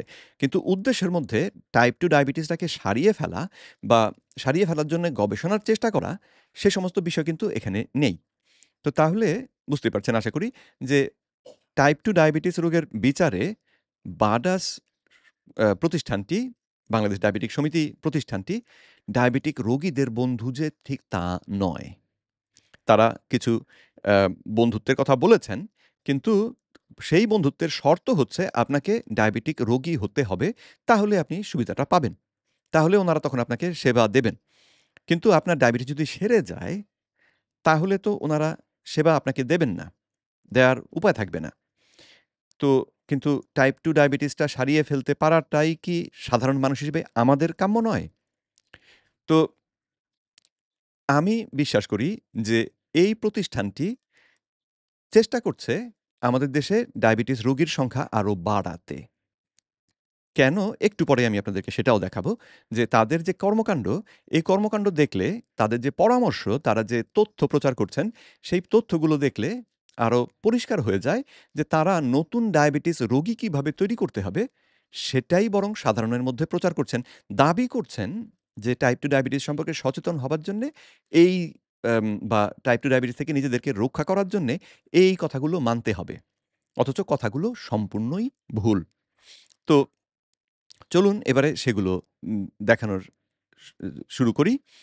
তো এখন আমি এতক্ষণ আপনাদেরকে বললাম যে টাইপ 2 ডায়াবেটিসে যদি আমরা চিনি জাতীয় খাবারগুলোকে না খাই, আমি প্রমাণ দিয়ে দেখিয়েছি যে সেটা নিরাপদ। কারণ শর্করা আমাদের জন্য অত্যাবশ্যকীয় খাবার নয় এবং বর্তমানে ব্যালেন্সড ডায়েটের যে ধারণা সেটা হওয়া উচিত ব্যালেন্সড ডায়েটে থাকবে ৫ টা জিনিস: protein, fat, mineral, vitamin, water. মানে আমিষ, চর্বি, আম ভিটামিন হচ্ছে ভিটামিন, মিনারেল হচ্ছে খনিজ লবণ এবং পানি। এই ৫ টা জিনিস যদি কেউ খায় পরিমাণ মতন সঠিক রেশিওতে, তাহলে সেটাই হচ্ছে সুষম খাবার। ডায়াবেটিস রোগীর জন্যেও এটা সুষম খাবার এবং ডায়াবেটিস রোগীর জন্যে এই খাদ্য অভ্যাসটা আসলে অত্যন্ত গুরুত্বপূর্ণ এবং জরুরি। কারণ অন্য যে খাবার যেটা আমরা খেতে পারি, সেই খাবারটা খেলে তাদের দেহের মধ্যে গন্ডগোল শুরু হয়। শর্করা খেলে তাদের দেহে গন্ডগোল শুরু হয়। যারা খেতে খুব পছন্দ করেন তারা সবুজ শাকসবজি খানিকটা খেতে পারেন। কারণ সবুজ শাকসবজিতে যদিও চিনি থাকে সেটা হজম হয়ে আমাদের দেহে প্রবেশ করতে সময় নেয় অনেক বেশি। সুতরাং চট করে রক্তে গ্লুকোজের মাত্রা বাড়ায় না। আর আ ফলে ওই ডায়াবেটিস জনিত যে জটিলতাগুলো সেগুলো কম হয়। কিন্তু কারো যদি জটিলতা আপনারা এগুলো খেয়েও দেখেন যে জটিলতা বেশি হচ্ছে, তাহলে এগুলো খাওয়ার দরকার নেই। আচ্ছা, তো এখন আম যদি আমরা এই খাদ্যাভ্যাসটা মানি, আমি যেই নতুন প্রপোজালটা দিলাম আপনাদেরকে, যেটাকে অন্য নামে বলা হয় সীমিত শর্করা ভিত্তিক খাদ্য অভ্যাস বা কেটোজেনিক ডায়েট, যেখানে শর্করা খাওয়ার পরিমাণটাকে দৈনিক ২০ গ্রাম বা তারও নিচে নামিয়ে আনা হয়। ৫% ক্যালোরি থেকেও কম খাবার আসে শর্করা থেকে। যদি আমরা সেটা করতে পারি, তাহলে কি হয়? টাইপ 2 ডায়াবেটিস সেরে যায়। তো ইনফ্যাক্ট এই যে ৫% নামিয়ে আনতে হবে তাও নয়। আমরা এর থেকেও খানিকটা বেশি খেয়েও কেউ দাবি করেন ৫০ গ্রাম শর্করা খেলেও দৈনিক সর্বোচ্চ ৫০ গ্রাম শর্করা খেলেও আমরা ডায়াবেটিস থেকে মুক্ত হতে পারি। কিন্তু এই দাবিটা তো অনেক বড় দাবি। মুক্ত হওয়া বলতে এখানে ডায়াবেটিসের যে লক্ষণগুলো সেগুলো থেকে বেঁচে থাকতে পারি। এই ক্ষেত্রে আরেকটা জিনিস আপনাদেরকে বুঝিয়ে বলা খুব গুরুত্বপূর্ণ। সেটি হচ্ছে টাইপ 2 ডায়াবেটিসটাকে বলা হয় একবার হলে বাকি জীবনে সারে না। এই কথাটি আসলে একটা বিভ্রান্তিকর কথা। তার কারণ আপনি যদি ব্যাপারটাকে একটু বিচার করে দেখেন, তাহলে টাইপ 2 ডায়াবেটিস রোগটার যে রকম সেটি হচ্ছে, এটি আমাদের সকলের দেহেই আছে। কেমন? ধরুন আপনি ভাত বা আপনি খাবার খেলে আপনার পেট ভরে যায়। তখন আপনার ক্ষুধা থাকে না। তাহলে খাবার খেলে ক্ষুধা থাকে না। এটা স্বাভাবিক ব্যাপার। খাবার না খেলে আবার ক্ষুধা পায়। এটা স্বাভাবিক ব্যাপার। আমরা যদি ঘন, ঘন বেশি মাত্রায় শর্করা দীর্ঘদিন ধরে খাই, তাহলে আমাদের দেহে ডায়াবেটিস রোগ হয়। আমরা যদি দীর্ঘদিন এই অভ্যাস থেকে আবার দূরে থাকি, আমাদের দেহে ডায়াবেটিস থাকে না। ইনফ্যাক্ট দূরে থাকার ক্ষেত্রে দীর্ঘদিনও করতে হয় না। কয়েক সপ্তাহের মধ্যেই আর দেহে ডায়াবেটিস থাকে না। তো কিন্তু আমি যদি আবার পূর্বের অভ্যাসে ফিরে যাই, আবার বেশি, বেশি খেতে শুরু করি শর্করা জাতীয় খাবার এবং ঘন, ঘন, তাহলে ডায়াবেটিসটা আবার ফিরে আসে। তো জিনিসটা হচ্ছে খানিকটা আম ওই একটু আগে যেটা বললাম যে, খেলে পেট ভরে, না খেলে ক্ষুধা পায়। ঠিক একই রকম। আপনি এই নিয়ম মতন এইভাবে অভ্যাস করলে আপনার টাইপ 2 ডায়াবেটিস হবে। আবার খাবার থেকে শর্করা বাদ দিয়ে ঘন, ঘন না খেয়ে মাঝে, মাঝে যদি আপনি উপোস করে দিন কাটান, তাহলে ডায়াবেটিস থাকবে না। কিন্তু তার অর্থ এই নয় যে আপনার ডায়াবেটিস সেরে গিয়েছে।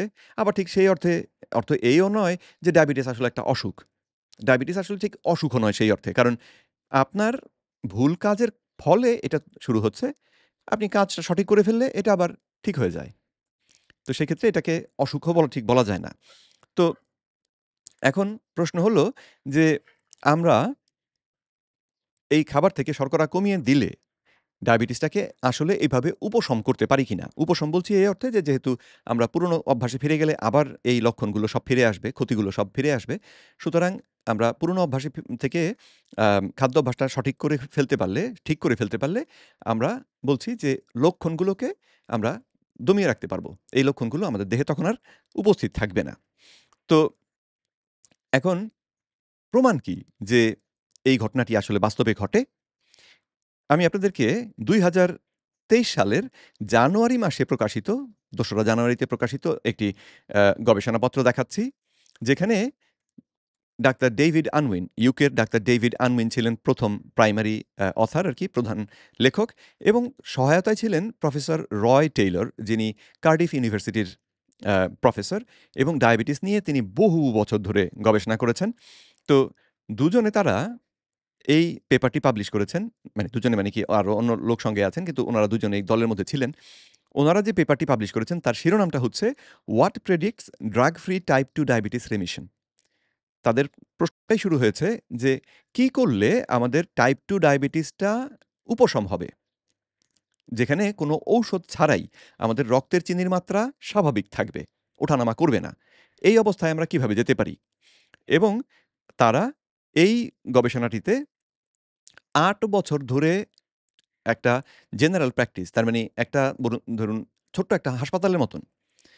আ এটা ইউকেতে এই ব্যবস্থা আছে আরকি। জেনারেল প্র্যাকটিস বলা হয় যেখানে আমরা যেমন বলি ডাক্তারের চেম্বার, সেখানে হচ্ছে জেনারেল প্র্যাকটিস। কিন্তু এটা আবার ঠিক চেম্বারের মতো নয়। কারণ একসঙ্গে কয়েকজন ডাক্তার মিলে একটা চেম্বারের মতন করেন। যেখানে তারা রোগী দেখেন এবং রোগীদেরকে ব্যবস্থাপত্র দেন। তো সেইরকম একটি জেনারেল প্র্যাকটিস কেন্দ্রে ৮ বছর ধরে তারা রোগীদেরকে শর্করা খাওয়া কমানো যে ডায়েট, সেই ডায়েট ব্যবহার করিয়ে দেখেছেন যে টাইপ 2 ডায়াবেটিস এটা উপশম করে দিতে পারে। টাইপ 2 ডায়াবেটিক রোগী যারা অধিকাংশই মোটা হন বেশি, তাদের ওজন কমানোর ক্ষেত্রে এই যে শর্করা কম খাওয়ার যে অভ্যাস, সেটা দারুণ ভূমিকা রাখে। তাহলে ২০২৩ সালের শুরুতে কিন্তু এই গবেষণাপত্রটা প্রকাশ হয়েছিল। এই পর্যায়ে চট করে আপনাদেরকে একটু জানিয়ে রাখি যে বাংলাদেশ ডায়াবেটিক অ্যাসোসিয়েশনটার নেতৃত্বে এখন যিনি রয়েছেন প্রফেসর ডক্টর এ.কে আজাদ খান। আমি ওনাকে এই প্রতিষ্ঠানের যোগ্য আ মানে নেতৃত্বের জন্য যোগ্য বলে বিবেচনা করি না। তার কারণ হচ্ছে এই যে গবেষণাপত্রটি আমি আপনাদেরকে এখন দেখাচ্ছি, এই গবেষণাপত্রটি কিন্তু আমি ওনাকে পাঠিয়েছিলাম। আমি ডাক্তার ডেভিড আনউইন তার সঙ্গে ওনাকে ইমেইলের মাধ্যমে যোগাযোগ করিয়ে দিয়েছিলাম। ডাক্তার ডেভিড আনউইন এই পেপারটাই ওনাকে পাঠিয়েছিলেন যে, "দেখুন আমরা টাইপ 2 ডায়াবেটিস উপশম করতে সক্ষম হয়েছি।" কিন্তু তার জবাব দেননি প্রফেসর এ.কে আজাদ খান। তো ওনারা ডায়াবেটিক সমিতির মধ্যে চেষ্টা করে যাচ্ছেন ওনাদের পথে, যেখানে বিশ্বে অন্যান্য দেশে টাইপ 2 ডায়াবেটিস সারিয়ে ফেলার পথ আবিষ্কার হয়ে গিয়েছে। কিন্তু ওনারা সেই পথ প্রথমত নিজেরা তো গ্রহণ করছেনই না এবং দেশে কিন্তু এখনো ২০২৫ সাল এখনো তারা বলে চলেছেন যে ডায়াবেটিস রোগ একবার হলে আর জীবনে সারে না। ডায়াবেটিস রোগ উপশম করা যায় না। শুধু ব্যবস্থাপনা করতে হবে। কিভাবে? ঔষধের মাধ্যমে। খাদ্যাভ্যাস দিয়ে করবেন কিন্তু হবে না। কারণ এটা আসলে শুধু খাদ্যাভ্যাসের মাধ্যমে অ্যা করা যায় না। কারণ উনারা যে খাদ্যাভ্যাসটা করতে বলেছেন, সেই খাদ্যাভ্যাসটা ভুল। এই যে শর্করা খাইয়ে তারপরে আপনি রক্তে এই চিনির মাত্রা নিয়ন্ত্রণ করবেন ব্যায়াম করে, দৌড়ে, না, পারবেন না। না পারলে তখন আপনাকে ঔষধ খেতে হবে। তো তাহলে ওনারাই এই ব্যবস্থা জারি রাখছেন ওনারা। এজন্য আমি ব্যক্তিগতভাবে মনে করি যে প্রফেসর এ কে আজাদ খানের এখন রিটায়ার করার সময় হয়েছে। উনার বাংলাদেশ ডায়াবেটিক সমিতি থেকে সরে গিয়ে অন্য কাউকে আরো যোগ্য মানুষকে এবং একটু কম বয়স্ক যারা তাদের কাউকে নেতৃত্বের ভূমিকায় বা নেতৃত্বের দায়িত্ব দেওয়াটা প্রয়োজন। কারণ যারা বয়স্ক এখানে প্রফেসর ফারুক পাঠান একই রকমের দৃষ্টিভঙ্গি। তাদের সামনে প্রমাণ আমি ডক্টর ফারুক পাঠানের সামনেও এই প্রমাণগুলো দিয়েছিলাম। এই পার্টিকুলার পেপারটা নয়, আরো কিছু প্রমাণ ছিল সেগুলো দিয়েছিলাম। উনি দেখতে রাজি হননি। উনি শুনতে রাজি হননি। প্রমাণ হয়েছে ডায়াবেটিস সারে, কিন্তু উনারা বাংলাদেশ ডায়াবেটিস সমিতির মাধ্যমে যে এই ব্যবস্থাটা বা এই তথ্য সাধারণ মানুষকে জানাবেন, সেটা তারা করতে রাজি হননি। তো সেখানে কি উদ্দেশ্য থাকতে পারে আপনারা বুঝে নিন। আচ্ছা। তো একটি প্রমাণ দেখালাম যেখানে প্রফেসর সরি ডাক্তার ডেভিড আনউইনের এই পেপারে তারা দাবি করেছেন যে টাইপ 2 ডায়াবেটিস আসলে সারিয়ে ফেলা বা উপশম করে ফেলা সম্ভব। বিস্তারিত আপনারা পড়ে নেবেন। আমি তো টাইটেলটা দেখিয়ে দিলাম। তারপরে দ্বিতীয় যে প্রমাণটা সেটা হচ্ছে আম diabetes research and clinical practice যে জার্নাল সেখানে প্রকাশিত। এটি আমেরিকায় করা ভার্টা হেলথ ক্লিনিক নামে একটি ক্লিনিকের তরফ থেকে এই গবেষণাটি করা হয়েছিল। এর সঙ্গে যুক্ত ছিলেন professor doctor Jeff Volek, professor Stephen Phinney এর মতন মানে জায়ান্ট বিজ্ঞানের জগতে, চিকিৎসা বিজ্ঞানের জগতে ওনাদেরকে রীতিমতো দৈত্য হিসেবে বিবেচনা করা হয়। তো তারা এই গবেষণাটির সঙ্গে সম্পৃক্ত ছিলেন এবং ৫ বছর ধরে এই গবেষণায় আসলে কিটোজেনিক ডায়েটই ব্যবহার করা হয়েছে। ৫ বছর ধরে কিটোজেনিক ডায়েট ব্যবহার করে তারা যে ফল পেয়েছেন সেটা সম্পর্কে তারা এখানে লিখেছেন। এই কনক্লুশনটা আমি পড়ে শোনাচ্ছি আপনাদের। বাকিটা আপনারা নিজেরাই পড়ে নিতে পারবেন। সেটি হচ্ছে, "Over 5 years, the very low carbohydrate intervention showed excellent retention and significant health benefits, including diabetes remission, weight loss, and improved cardiometabolic markers." তারা বলেছেন যে ৫ বছর ধরে এই ভেরি লো কার্বোহাইড্রেট ডায়েটের যে ধারণা, এটা ব্যবহার করে চমৎকার ফল পাওয়া গিয়েছে এবং রোগীরা এটাকে ধরে রেখেছেন। এমন নয় যে ২ দিন কিটো ডায়েট করার পরে তারপর তারা ছেড়ে দিয়েছেন। এখানে তারা দেখেছেন যে একটা বিশাল সংখ্যার রোগী আসলে এই খাদ্যাভ্যাসকে ধরে রেখেছেন এবং তারা সিগনিফিক্যান্ট হেলথ বেনিফিট পেয়েছেন। উল্লেখযোগ্য স্বাস্থ্য উন্নতি তাদের হয়েছে। যার মধ্যে ছিল তাদের ডায়াবেটিস আ উপশম হয়ে গিয়েছে, তাদের ওজন কমেছে এবং তাদের হৃদরোগের যে মার্কারগুলো, সেগুলো ভালোর দিকে গিয়েছে। তো তাহলে দুটো খুব শক্তিশালী প্রমাণ আমি আপনাদেরকে দেখালাম। কারণ এই দুটোই আসলে একটা হচ্ছে রোগীদের উপরে সরাসরি ব্যবহার করা হয়েছে কৌশলটা এবং তার ফল। আর দ্বিতীয়টি হচ্ছে দুটোই আসলে রোগীদের উপরে সরাসরি এই খাবার থেকে শর্করা কমিয়ে দেওয়ার যে কৌশল সেটা ব্যবহার করে যে ফল, সেই ফলের উপর ভিত্তি করে তাও ৮ বছর মেয়াদি ফল, ৫ বছর মেয়াদি ফল আপনাদের সামনে উল্লেখ করলাম আমি। তাহলে এখন কেউ যদি বলে যে স্বল্প মেয়াদে কিটো ডায়েট হতে পারে, দীর্ঘমেয়াদে এটা ক্ষতিকর। এই গবেষণা কিন্তু ৮ বছর মেয়াদে যদি ক্ষতি না হয়ে থাকে তাহলে আর কত লম্বা গবেষণা আপনি করতে চান? আর অন্যদিকে যে খাদ্য অভ্যাস আপনি করতে বলছেন, সেটার উপরে এরকম লম্বা গবেষণা হয়েছে, প্রমাণ দেখান দেখি। কিটোজেনিক ডায়েট বা এই লো কার্বোহাইড্রেট ডায়েট নিয়ে দুনিয়াতে যত গবেষণা হয়েছে, এত গবেষণা আর কোনো ডায়েট নিয়ে হয়নি। এটা প্রফেসর ক্রিস পালমারের কথা, যিনি হার্ভার্ড মেডিকেল স্কুলের একজন সাইকিয়াট্রিস্ট। তো এবং সেখানকার প্রফেসর। তো সুতরাং এই বিষয়গুলোকে আমাদের সবার জানা দরকার এবং সচেতন হওয়া দরকার। তো এবারে চলুন আমরা বাংলাদেশ ডায়াবেটিক সমিতি আমাদেরকে যে তথ্য দিচ্ছে, যেটাকে আমি বলছি অপতথ্য, সেটা আপনাদের সামনে উপস্থাপন করি। তবে ডায়াবেটিস অসুখটা বাংলাদেশে যে কি মাত্রায় ছড়িয়েছে এবং কিভাবে মানে এর ভয়ানক দিকটা সম্পর্কে এই ডায়াবেটিক সমিতির যে তথ্য, সেটাই চলুন ১ম এ আপনাদেরকে একটু দেখাই এবং তারপরে সামনে এগুবো। এটা ১৪ই নভেম্বর ২০২৪ সালে প্রকাশিত কান্তি। কান্তি হচ্ছে ডায়াবেটিস অ্যাসোসিয়েশনের আ একটি ম্যাগাজিন। সেখানে তাদের মূলমন্ত্র ছিল সুস্বাস্থ্যই হোক আমাদের অঙ্গীকার। তো সেখানে আমরা যদি একটু সূচিপত্র দেখি, তাহলে দেখবেন সূচিপত্রের মধ্যে কিছু বোকা, বোকা কথা লেখা আছে। যেমন এখানে দেখুন লেখা হয়েছে, "ডায়াবেটিস নিয়েও সুস্থ থাকুন।" এটা কেমন কথা হলো? ডায়াবেটিসটা তো একটা অসুখ, তাই না? তো যদি আপনার দেহে ডায়াবেটিস থাকে এবং ওনাদের কথা মতে ডায়াবেটিস একবার হলে যেহেতু জীবনে সারে না, তার মানে ডায়াবেটিস একবার হলে আপনার বাকি জীবন ডায়াবেটিসটা আপনার দেহে থাকবে। তো একটা অসুখ যদি আপনার দেহে থাকে তাহলে তো আপনি অসুস্থ। তাহলে আপনি এটা নিয়ে সুস্থ থাকবেন কি করে? ডায়াবেটিস নিয়ে সুস্থ থাকুন। কি করে সম্ভব সেটা? এটা অসম্ভব কথা এবং বিভ্রান্তিকর কথা। ডায়াবেটিস নিয়ে কেউ সুস্থ থাকতে পারে না এবং তার সপক্ষে ওনাদের প্রমাণ থেকেই, ওনাদের উপস্থাপিত তথ্য থেকেই দেখাবো যে ডায়াবেটিস নিয়ে আসলে সুস্থ থাকা সম্ভব না। ঠিক তারপরের যে লেখাটি এখানে তারা দিয়েছেন, একটি লেখা বা ১ম টি যেটার কথা বললাম সেটা হচ্ছে আক্তারুন নাহার আলো, একজন নিউট্রিশনিস্ট। তারপরে ২য় লেখাটি হচ্ছে ডাক্তার ফারিয়া আফসানা। তিনি লিখেছেন ডায়াবেটিস নিয়ে সুস্থ থাকার উপায়। তো ডায়াবেটিস নিয়েও আপনি সুস্থ থাকতে পারবেন। অথচ ডায়াবেটিসটা অসুখ এবং ডায়াবেটিস হলে জীবনে সারে না। তাহলে এটা কি করে সম্ভব? যাই হোক, চলুন আমরা আ ভেতরে যাই এবং আ আমাদের রাষ্ট্রপতির দেখলেন, বাণী দেখলেন সেখানে এবং সঙ্গে রয়েছেন এখন আমাদের যে প্রধান উপদেষ্টা doctor a professor doctor Yunus, তাঁর বাণী। তো বুঝতে পারছেন যে তারাও ডায়াবেটিস অ্যাসোসিয়েশনের এই যে প্রকাশনা, এই যে প্রচেষ্টা তার সহযোগী। তার মানে ডায়াবেটিস অ্যাসোসিয়েশন যে অপতথ্য প্রচার করছে, বাংলাদেশ সরকার, বর্তমান বাংলাদেশ সরকারও তার সহযোগী। তো আমি সে কারণেই বলছি এটা যেন রীতিমতো একটা মাফিয়া চক্র। যার মাধ্যমে সরকার বলুন, চিকিৎসকরা তো বিক্রি হয়েই গিয়েছেন। বিভিন্ন প্রতিষ্ঠানগুলো সেগুলোকেও করায়ত্ত করা হয়েছে এবং সবশেষে চুষে নেয়া হচ্ছে সাধারণ মানুষকে। তো আম আমি চলুন যে জিনিসটা আপনাদেরকে দেখাবো সেখানে ফিরে চলে যাই।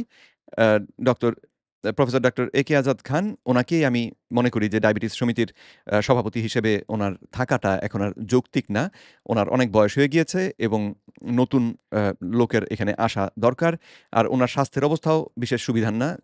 এত মোটা মানুষ একজন যে অ্যাম ব এইরকম মানে একজন এত মোটা মানুষ যখন রোগীদেরকে বলে যে, "আপনারা ওজন কমান", তখন সেটা একটা হাস্যকর ব্যাপার হয়ে দাঁড়ায়, তাই না? এবং বাংলাদেশ ডায়াবেটিক সমিতির সঙ্গে সম্পৃক্ত যে মানুষগুলো, তাদের যদি কাছ থেকে দেখেন তাদের সকলকেই প্রায় দেখবেন মোটা, মোটা। ডক্টর ফারুক পাঠান অবশ্য সেক্ষেত্রে একটু ভিন্ন। উনার শরীরটা এখনো সেরকম মোটা নয়। কিন্তু মোটা হওয়াটাই যেহেতু অসুস্থতার সবসময় লক্ষণ তা নয় এবং সরু থাকা মানেই আপনি সুস্থ তাও নয়। সে কারণে এ বিষয়ে আম আর বেশি কিছু আমি বলতে চাই না। আচ্ছা, এখন আ অধ্যাপক মোহাম্মদ ফারুক পাঠান তারই লেখা এই কান্তিতে তারই তিনি যে লেখাটি দিয়েছিলেন, সেই লেখাটি আমি আপনাদের সামনে তুলে ধরব এবং এখানে তিনি দাবি করেছেন যে এই মুহূর্তে বাংলাদেশে প্রাপ্তবয়স্ক ডায়াবেটিক রোগীর সংখ্যা ৩ কোটিরও বেশি। তারা দাবি করছেন, তাদের গবেষণায় তারা পেয়েছেন যে বাংলাদেশে বর্তমানে ৩ কোটিরও বেশি রয়েছে টাইপ 2 ডায়াবেটিক রোগী যারা অ্যাডাল্ট, প্রাপ্তবয়স্ক। কি মানে অকল্পনীয় রকমের সর্বনাশা খবর। তো সঙ্গে, সঙ্গে আবার এই প্রশ্নটাও মাথায় আসে, বাংলাদেশ ডায়াবেটিক অ্যাসোসিয়েশন তো বহুদিন আগে যাত্রা শুরু করেছিল এবং তারপরে সারা দেশে এখন ছড়িয়েছে। ডায়াবেটিক অ্যাসোসিয়েশনের যা যত বড় হচ্ছে, ডায়াবেটিক রোগীর সংখ্যাও তত বাড়ছে। তাহলে ডায়াবেটিক সমিতি রোগীদেরকে যে তথ্য দিচ্ছে, সাধারণ মানুষকে যে তথ্য দিচ্ছে, সেই তথ্য তাহলে প্রশ্নবিদ্ধ হয় কিনা বলুন? সেই তথ্য যদি সঠিক হতো, তাহলে তো রোগী বৃদ্ধির সংখ্যা এই হারে বাড়ছে কেন? তার মানে সাধারণ মানুষকে তারা সঠিক তথ্য দিয়ে ডায়াবেটিস থেকে নিরাপদ থাকার যে কথা, সেটা বলতে পারছেন না, বলছেন না। এবং ফলাফলে ডায়াবেটিস রোগীর সংখ্যা বাড়ছে। এখন ডায়াবেটিস রোগীর সংখ্যা বাড়লে আমি একটু আগে আপনাদের বলেছি যে বাংলাদেশ ডায়াবেটিক সমিতির জন্য সেটা খুব ভালো। কারণ তাহলে বাংলাদেশ ডায়াবেটিস সমিতি দাবি করতে পারবে আমরা কত মানুষের সেবা করছি এবং সেজন্য আমাদের প্রচুর পয়সা দরকার। বিভিন্ন জায়গা থেকে পয়সা আসবে। এর সঙ্গে সম্পৃক্ত যে কর্মচারী যারা রয়েছেন তারা বেতন পাবেন। কিছু উপরি-টুপরি এদিক সেদিক পাবেন। তারপরে এই পুরো আ কোম্পানিটাকে এই প্রচেষ্টাটাকে সাপোর্ট দেওয়ার জন্য বিভিন্ন জিনিসের প্রয়োজন হবে। ঔষধ কিনতে হবে, এটা কিনতে হবে, সেটা কিনতে হবে এবং বিভিন্ন ব্যবসায়িক কর্মকাণ্ড এর কারণে চলবে। তার মানে ডায়াবেটিস রোগীর সংখ্যা কমে গেলে সবই কিন্তু থেমে যাবে। সুতরাং উনারা মানে ডায়াবেটিস রোগীর সংখ্যা কমিয়ে ফেলার চেষ্টা করা বাংলাদেশ ডায়াবেটিক অ্যাসোসিয়েশনের জন্য নিজের পায়ে কুড়াল মারার মতন হবে। সুতরাং তারা সেটা করতে যাবেন কেন? করবেন না। অথচ ডায়াবেটিস রোগী হিসেবে কিন্তু আমরা ধরে রাখি, বিশ্বাস করি যে ওনারা আসলে আমাদের অসুখটাকে সারাবার জন্যে আমাদের জন্য সবথেকে ভালো যেটা সেটাই করার চেষ্টা করছেন। কিন্তু ওনারা সেটা করছেন না। ওনারা করছেন ওনাদের জন্য যেটা সবচেয়ে ভালো সেটা। তো ৩ কোটি বাংলাদেশে রোগী, যার অধিকাংশই আবার ধরা পড়ে না। মানে অনেকেই ডায়াবেটিস নিয়ে ঘুরে বেড়াচ্ছেন, যাদেরকে যারা জানেন না যে তাদের ডায়াবেটিস হয়েছে। যেটা আমি শুরুতেই আপনাদেরকে বললাম যে ডায়াবেটিস রোগটা যেহেতু বহুদিন আগে থেকে শুরু হয় এবং দীর্ঘদিন ধরে দেহের মধ্যে ইনসুলিন বাড়তে শেষে গিয়ে রক্তে চিনি বাড়ে। সুতরাং অসুখটা কিন্তু বহুদিন আগে থেকেই ছিল। কিন্তু ইনসুলিন পরীক্ষা করা হয়নি বলে ধরতে পারা যায়নি, সমাধান করা যায়নি। আর এখন যখন ডায়াবেটিস ধরা পড়ল, তখনও বাংলাদেশ ডায়াবেটিস সমিতি আমাদেরকে যেটা সমস্যার ফল, সেই ফলটাকে নিয়ে ব্যবস্থাপনার চেষ্টা করছেন, কারণটাকে সমাধান না করে। ফলে কেউই সারছে না। তখন আবার তারা বলছেন যে, "আপনি একবার হলে কিন্তু জীবনে আর সারবে না।" তো ফলাফলে যেটা হচ্ছে সাধারণ মানুষ তাদের অপতথ্য বলতে এখানে বোঝাচ্ছি একটু পরেই আমি আপনাদেরকে প্রমাণও দেখাবো। যেখানে তারা একটু আগে ইনফেক্ট দেখিয়েছি। তারা বলছেন যে শর্করা জাতীয় খাবার বেশি করে খেতে হবে। ৫০% খাবার কমপক্ষে খেতে হবে শর্করা থেকে ডায়াবেটিস রোগীর জন্যে। যখন একজন ডায়াবেটিক রোগীকে এই কথা বলা হয়, তখন সেই রোগীর আত্মীয়স্বজন তারা তো এই খবরগুলো পান। এই ডায়াবেটিস রোগী বাড়ি গিয়ে যখন তার পরিবারের মধ্যে আমি এটা খাবো না বা আমি ওটা খাবো, এই কথাগুলো আলোচনা করেন খাবার টেবিলে, তখন অন্য যারা রয়েছেন তারা কিন্তু স আম স্বাস্থ্যকর খাদ্যাভ্যাস কী, সেই বিষয়ে একটা ধারণা পান এই রোগীদের কাছ থেকে। ৩ কোটি যদি রোগী হয়, এই ৩ কোটি রোগীর পরিবারের কথা বিবেচনা করলে কিন্তু সারা দেশ আসলে। এই সারা দেশে তাহলে ৩ কোটি রোগীকে যদি ওনারা তথ্য দিতে পারেন, আচ্ছা ৩ কোটি সবাই ওনাদের কাছে যাচ্ছে না।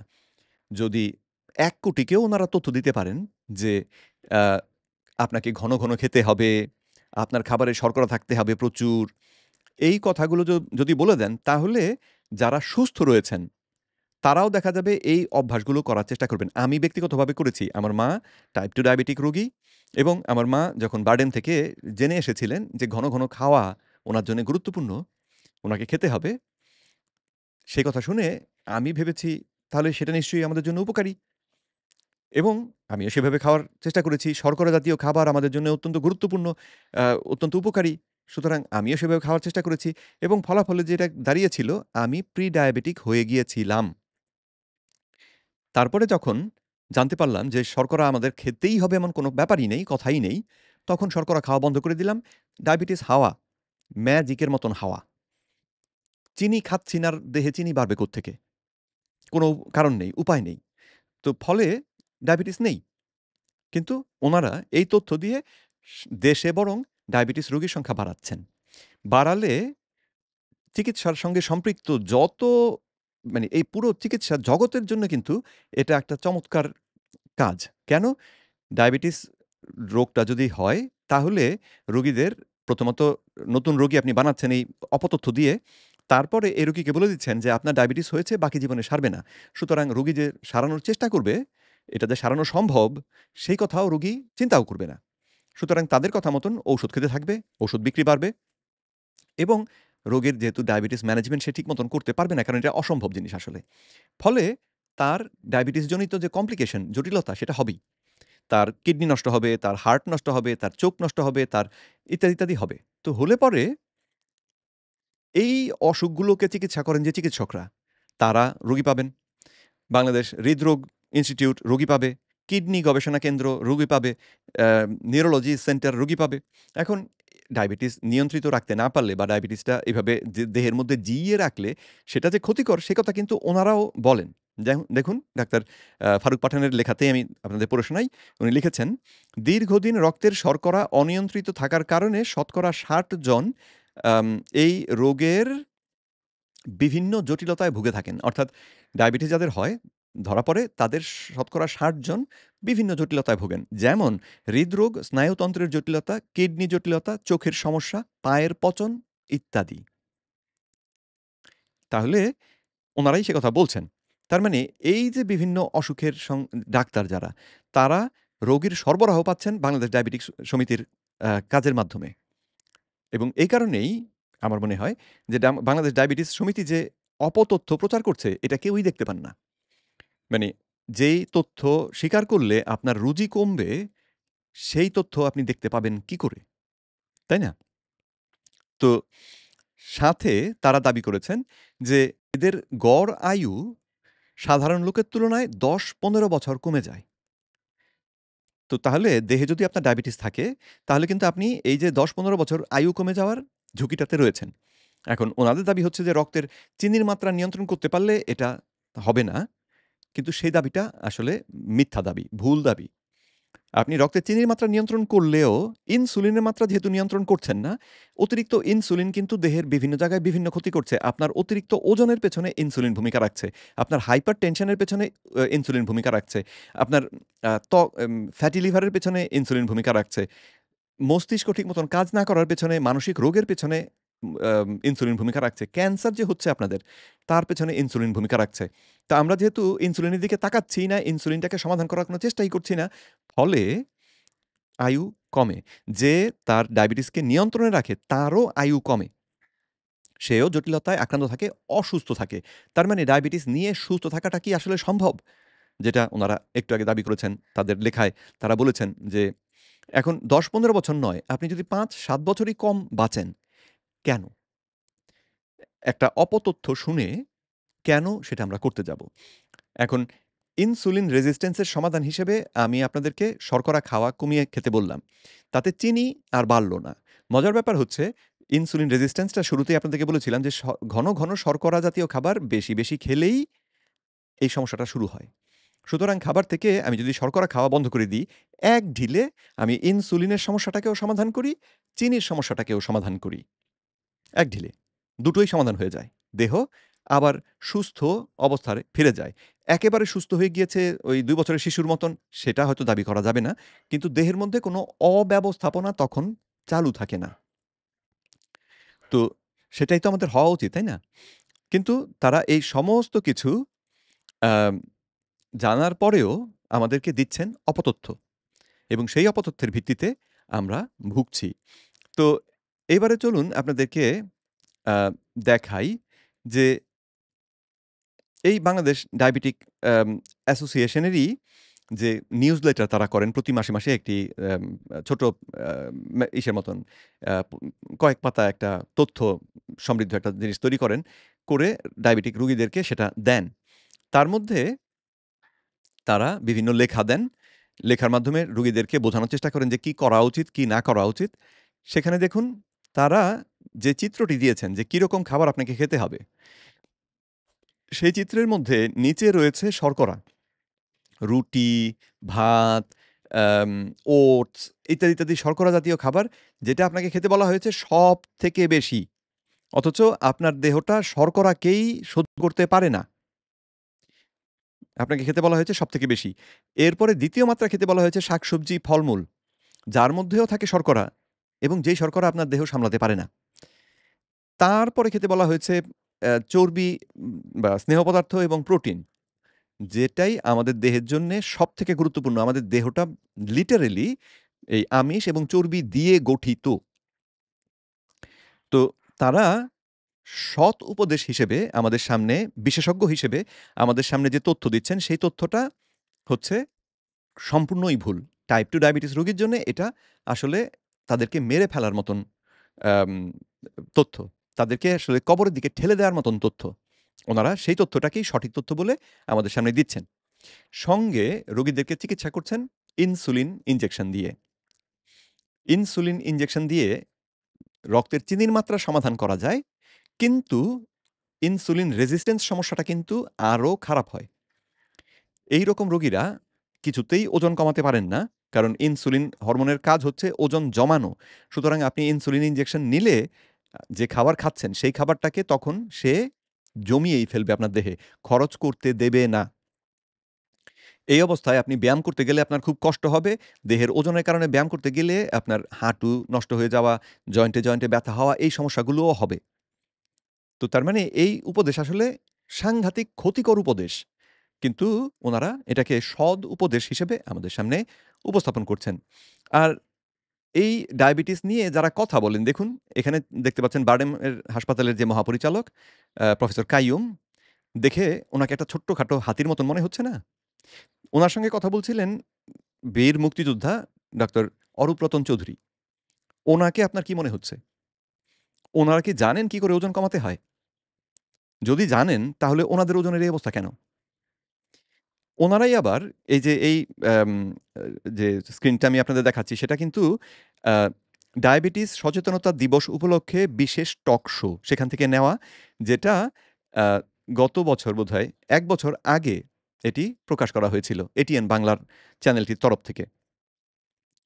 তো এইরকম লোকেরা যখন আমাদেরকে ডায়াবেটিস সম্পর্কে তথ্য দিচ্ছেন, যেখানে তারা নিজেরাও জানেন না কি করে ওজন কমাতে হয়, তাদের কথা শোনাটা কি আমাদের জন্য বুদ্ধিমানের কাজ হচ্ছে?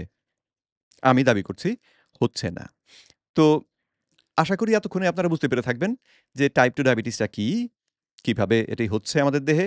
কি করলে এটা থেকে আমরা মুক্তি পেতে পারি? এবং আম সামনে রমজান মাস। তো এই রমজান মাসে আমরা যে রোজা রাখি, রোজা রাখার সময় তো অবশ্যই আমরা কিছু খাই না।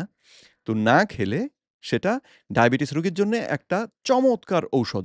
না খাওয়াটা টাইপ 2 ডায়াবেটিস রোগীর জন্যে চমৎকার ঔষধ। যদি আপনি ইনসুলিন ইনজেকশন নেন অথবা সালফোনিলুরিয়া গ্রুপের ঔষধ খান, আপনার ক্ষেত্রে এই ঔষধটাকে কিন্তু একজন চিকিৎসকের অধীনে থেকে পরিবর্তন করিয়ে নিতে হবে। আচ্ছা, এখন যারা এই ওষুধগুলো খাচ্ছেন না, তাদের ক্ষেত্রে কিন্তু আপনারা যদি এই রোজা রাখেন এই ১ মাস এবং সেহরিতে আপনি যদি শর্করা জাতীয় কোনো খাবার না খান, সেহরিতে আপনি ডিম খেতে পারেন, মাছ খেতে পারেন, মাংস খেতে পারেন, শাক-সবজি খেতে পারেন। কিন্তু ভাত, রুটি এগুলো খেলেন না। বা এই জাতীয় যে শস্যভিত্তিক যে খাবারগুলো, খাদ্যশস্য যেগুলোকে বলি আমরা শস্য থেকে তৈরি করা খাবার, ভুট্টা, ধান, গম এইগুলো থেকে তৈরি করা কোনো খাবার যদি না খান, শুধু মাছ, মাংস, ডিম আ বা পনির এইরকম খাবারগুলো সঙ্গে শাকসবজি এটা দিয়ে যদি সেহরিটা করেন, পরিমাণে খুব বেশি না করলেন, পরিমাণটা একটু ছোট হলেও আম তুলনামূলকভাবে একটু ছোট হলেও দেখবেন পেট ভরে যায়। সঙ্গে ঘি, মাখন এই যে উপকারী চর্বিগুলো, এগুলো যথেষ্ট পরিমাণে খাবেন। পানি খাবেন, লবণ বাড়িয়ে খাবেন। যদি সেহরিতে এটা করেন এবং তারপরে ইফতারের সময় এই যে আমরা সাধারণত যে সমস্ত খাবারগুলো খাই, সেগুলোও খেতে পারবেন কিন্তু কিছু কম করে খাবেন। শর্করা জাতীয় যে খাবারগুলো খাই, সেগুলো একটু কম করে যদি খাই, তাহলেই কিন্তু মাস শেষে গিয়ে দেখবেন আপনাদের ডায়াবেটিস অনেকটাই নিয়ন্ত্রণে চলে এসেছে। কারণ আপনার দেহটা আসলে তখন সুস্থ হবার দিকে এগিয়ে যাবে। ইনসুলিন রেজিস্ট্যান্স যে সমস্যাটা, সেই সমস্যাটা সমাধানের দিকে এগিয়ে যাবে এবং আপনি চাইলে পরীক্ষাও করতে পারেন। এই রোজার শুরুর দিকে খালি পেটে আপনার রক্তে কতটা ইনসুলিন আছে পরীক্ষা করে রাখুন এবং আমি যে কথাটা বললাম এই নিয়ম অনুসরণ করে তারপরে রোজা শেষ হয়ে গেলে তারপরে আবার খালি পেটে আপনার রক্তে কতটা ইনসুলিন রয়েছে সেটা পরীক্ষা করুন। দেখতে পাবেন যে রোজার শেষে গিয়ে আপনার দেহে টোটাল যে ইনসুলিনের পরিমাণ সেটা কমে এসেছে। তার মানে ইনসুলিন রেজিস্ট্যান্স সমস্যাটা কমতে শুরু করেছে। এটা আপনি পরীক্ষা করে দেখতে পারবেন। তাহলে এই আমাদের পবিত্র মাহে রমজানের এই মাসের যে সুযোগ, এই সুযোগে আমরা যদি খাবার থেকে শর্করাটাকে যতটা সম্ভব কমিয়ে দিতে পারি এবং সঙ্গে প্রোটিন এবং ফ্যাট বাড়িয়ে খেতে পারি, তাহলে কিন্তু আমরা ডায়াবেটিস থেকে মুক্তি পেতে পারি। ডায়াবেটিসটাকে উপশম করে ফেলতে পারি। এখন অনেকেই বলবেন এটার খাবারের দাম বেশি। ঠিক, কিন্তু খাবারের দাম বেশি চিন্তা করে আপনি যদি টাইপ 2 ডায়াবেটিস থেকে দেহের মধ্যে জিইয়ে রাখেন, তাহলে সেটার জন্য তো ওষুধ কিনে খেতে হয়। ডাক্তারকে ভিজিট দিতে হয়। সেই হিসাবটাও মাথায় রাখবেন। আর সঙ্গে যদি আ দামি খাবার খেতে না পারেন, আপনি গরুর মাংস খেতে পারছেন না, গরুর ভুঁড়ি কিনে খান। সেটাও প্রোটিন। আপনি মুরগি কিনে খান। মুরগি কিনে খেতে পাচ্ছেন না। মুরগির আ চামড়া বিক্রি হয়, কি যেন পা বিক্রি হয়, পালক বা পাখা বিক্রি হয় কম দামে। সেগুলো কিনে খান। তো মাছ কিনে খান। বড় মাছ খেতে পারবেন না, ছোট মাছ কিনে খান। তো যদি আমরা এইভাবে করে কৌশল অবলম্বন করি যার মাধ্যমে প্রোটিন এবং ফ্যাট বেশি খাবো। আপনি ঘি খেতে পাচ্ছেন না, আম আম আ বাটার খেতে পাচ্ছেন না। ভালো কথা আপনি নারকেল তেল খান। নারকেল তেলটা আমাদের জন্য উপকারী। আর যদি একদম খেতে নাই পারেন বা এটা কেনার সামর্থ্য না থাকে, তাহলে যেটা রয়েছে সেটাই খেতে হবে, কিছু করার নাই। সেক্ষেত্রে আপনি ভুগবেন, সেটাও কিছু করার নাই। তাই না? তো তাহলে এই রমজান মাসে আমরা যদি এই নিয়ম মানি যে ইফতারের সময় যেহেতু সারাদিন রোজা রাখার পরে আমাদের ক্ষুধা পায় এবং তখন বিভিন্ন রকমের মুখরোচক খাবার খেতে আমাদের ইচ্ছে হয়, চেষ্টা করবেন কিছু কমিয়ে রাখতে। স্বাস্থ্যকর খাবারই বেশি খাওয়ার চেষ্টা করবেন। অর্থাৎ এখানেও মাছ, মাংস, ডিম এগুলোকে বেশি করে খাওয়া, শাকসবজি বেশি করে খাওয়া, ভাত, রুটি এগুলোকে না খেয়ে পারলে খাবেন না বা কম করে খাবেন। আ চিড়ার শরবত তৈরি করে না খাওয়া, আ ইসুপগুলোর ভুসি একটু খাওয়া যাতে করে সেটা আমাদের ওই সুগার হঠাৎ করে বেড়ে যাওয়ার পথে বাধা সৃষ্টি করে। আ ইসুপগুলের শরবতটা যে তৈরি করবেন সেটাকে চিনি দিয়ে তৈরি না করে যদি অন্য কোনো উপায় করতে পারেন, জিরা দিয়ে অনেকে জিরার শরবত করেন, যেখানে লবণ দিয়ে করা হয়, সঙ্গে লেবুর রস অথবা ভিনিগার দিয়ে করা হয়, সেগুলো খেতে পারেন। তো এইগুলো করে আমরা ইফতারের পরে চেষ্টা করব শর্করা খাওয়ার পরিমাণটাকে কমিয়ে রাখতে এবং সেহরিতে শর্করাটাকে না খেয়ে পারলে খাবো না। যদি এইভাবে ১ টা মাস চলি, অনেকেই দেখবেন আপনাদের ডায়াবেটিস নাই। একদম সেরে যাবে। ওজন ম্যাজিকের মতন কমতে থাকবে এবং দেহে আপনারা অনেক ভালো অনুভব করবেন। এখন সামনে আপনার অপশন ২ টো। আপনার সামনে ২ টো উপায় রয়েছে। একটা হচ্ছে খাদ্য থেকে আপনি শর্করা বাদ দেবেন। অনেক মজার, মজার খাবার প্রতিদিন, প্রতি বেলায় খেতে পারবেন না। মাঝে, মাঝে খেতে পারবেন। সপ্তাহে ২ সপ্তাহে ১ বার খেলে দোষ হবে না। আম বিয়েবাড়িতে গেলে তখন যে বিরিয়ানি খাবেন না, তাও করতে হবে না। বিয়েবাড়িতে গিয়ে বিরিয়ানি খান কিন্তু প্রতিদিন আবার বিয়েবাড়িতে যাবেন না। এটা হচ্ছে একটা উপায়। এটা করলে আপনার দেহে এই অসুখের কোনো লক্ষণ থাকবে না। এই রক্তে চিনির মাত্রাকে নিয়ন্ত্রণ করার জন্য ঔষধ খেতে হবে না এবং শারীরিক আপনার অঙ্গগুলো অতিরিক্ত চিনির কারণে যে ক্ষতিগ্রস্ত হয় বা অতিরিক্ত ইনসুলিনের কারণে যে ক্ষতিগ্রস্ত হয়, সেগুলো হবে না। ফলে আপনার যে গড় আয়ু কমে যাওয়ার সম্ভাবনা, সেটাও হবে না। এটা হচ্ছে একটা উপায়। আর ২য় উপায় হচ্ছে যে না, আমি আমার পছন্দ মতন এই খাবারগুলোকে খাবোই এবং আম আ এইগুলোকে না খেয়ে আমি পারব না। প্রতিদিনই খাবো এবং দিনে ৩ বেলা তো ৩ বেলা, আমি ৬ বেলা করে খাবো। যদি সেটা বলেন, তাহলে আপনাকে অবশ্যই চিকিৎসকের সহায়তা নিয়ে এই ঔষধগুলো খেতে হবে। হ্যাঁ, তাতে ধীরে, ধীরে আপনার কিডনি নষ্ট হবে, আপনার হৃৎপিণ্ড নষ্ট হবে এবং একজন আপনার মতনই আরেকজন মানুষ, সুস্থ মানুষ যে হয়তো আপনার থেকে ১০ বছর, ১৫ বছর বেশি বাঁচবে, আপনি ১০ বছর আগে মরে যাবেন। এটা আপনার খুশি। যেটা আপনার পছন্দ আপনি সেটাই করতে পারেন। তো কিন্তু এই খাদ্য থেকে শর্করা বাদ দেয়া এটা যে আসলে উপকারী পথ, এটা আমাদের সকলের জানা প্রয়োজন। তো আশা করছি এতক্ষণের আলোচনা থেকে আপনারা বুঝতে পেরে থাকবেন যে টাইপ 2 ডায়াবেটিস রোগটা কী? কিভাবে সীমিত শর্করা খাদ্যাভ্যাসের মাধ্যমে আমরা এটাকে নিয়ন্ত্রণ করতে পারি এবং দুঃখজনকভাবে কিভাবে আমাদের পুরো জাতি আসলে এই একটা মাফিয়া চক্রের হাতে আমরা বন্দী হয়ে গিয়েছি।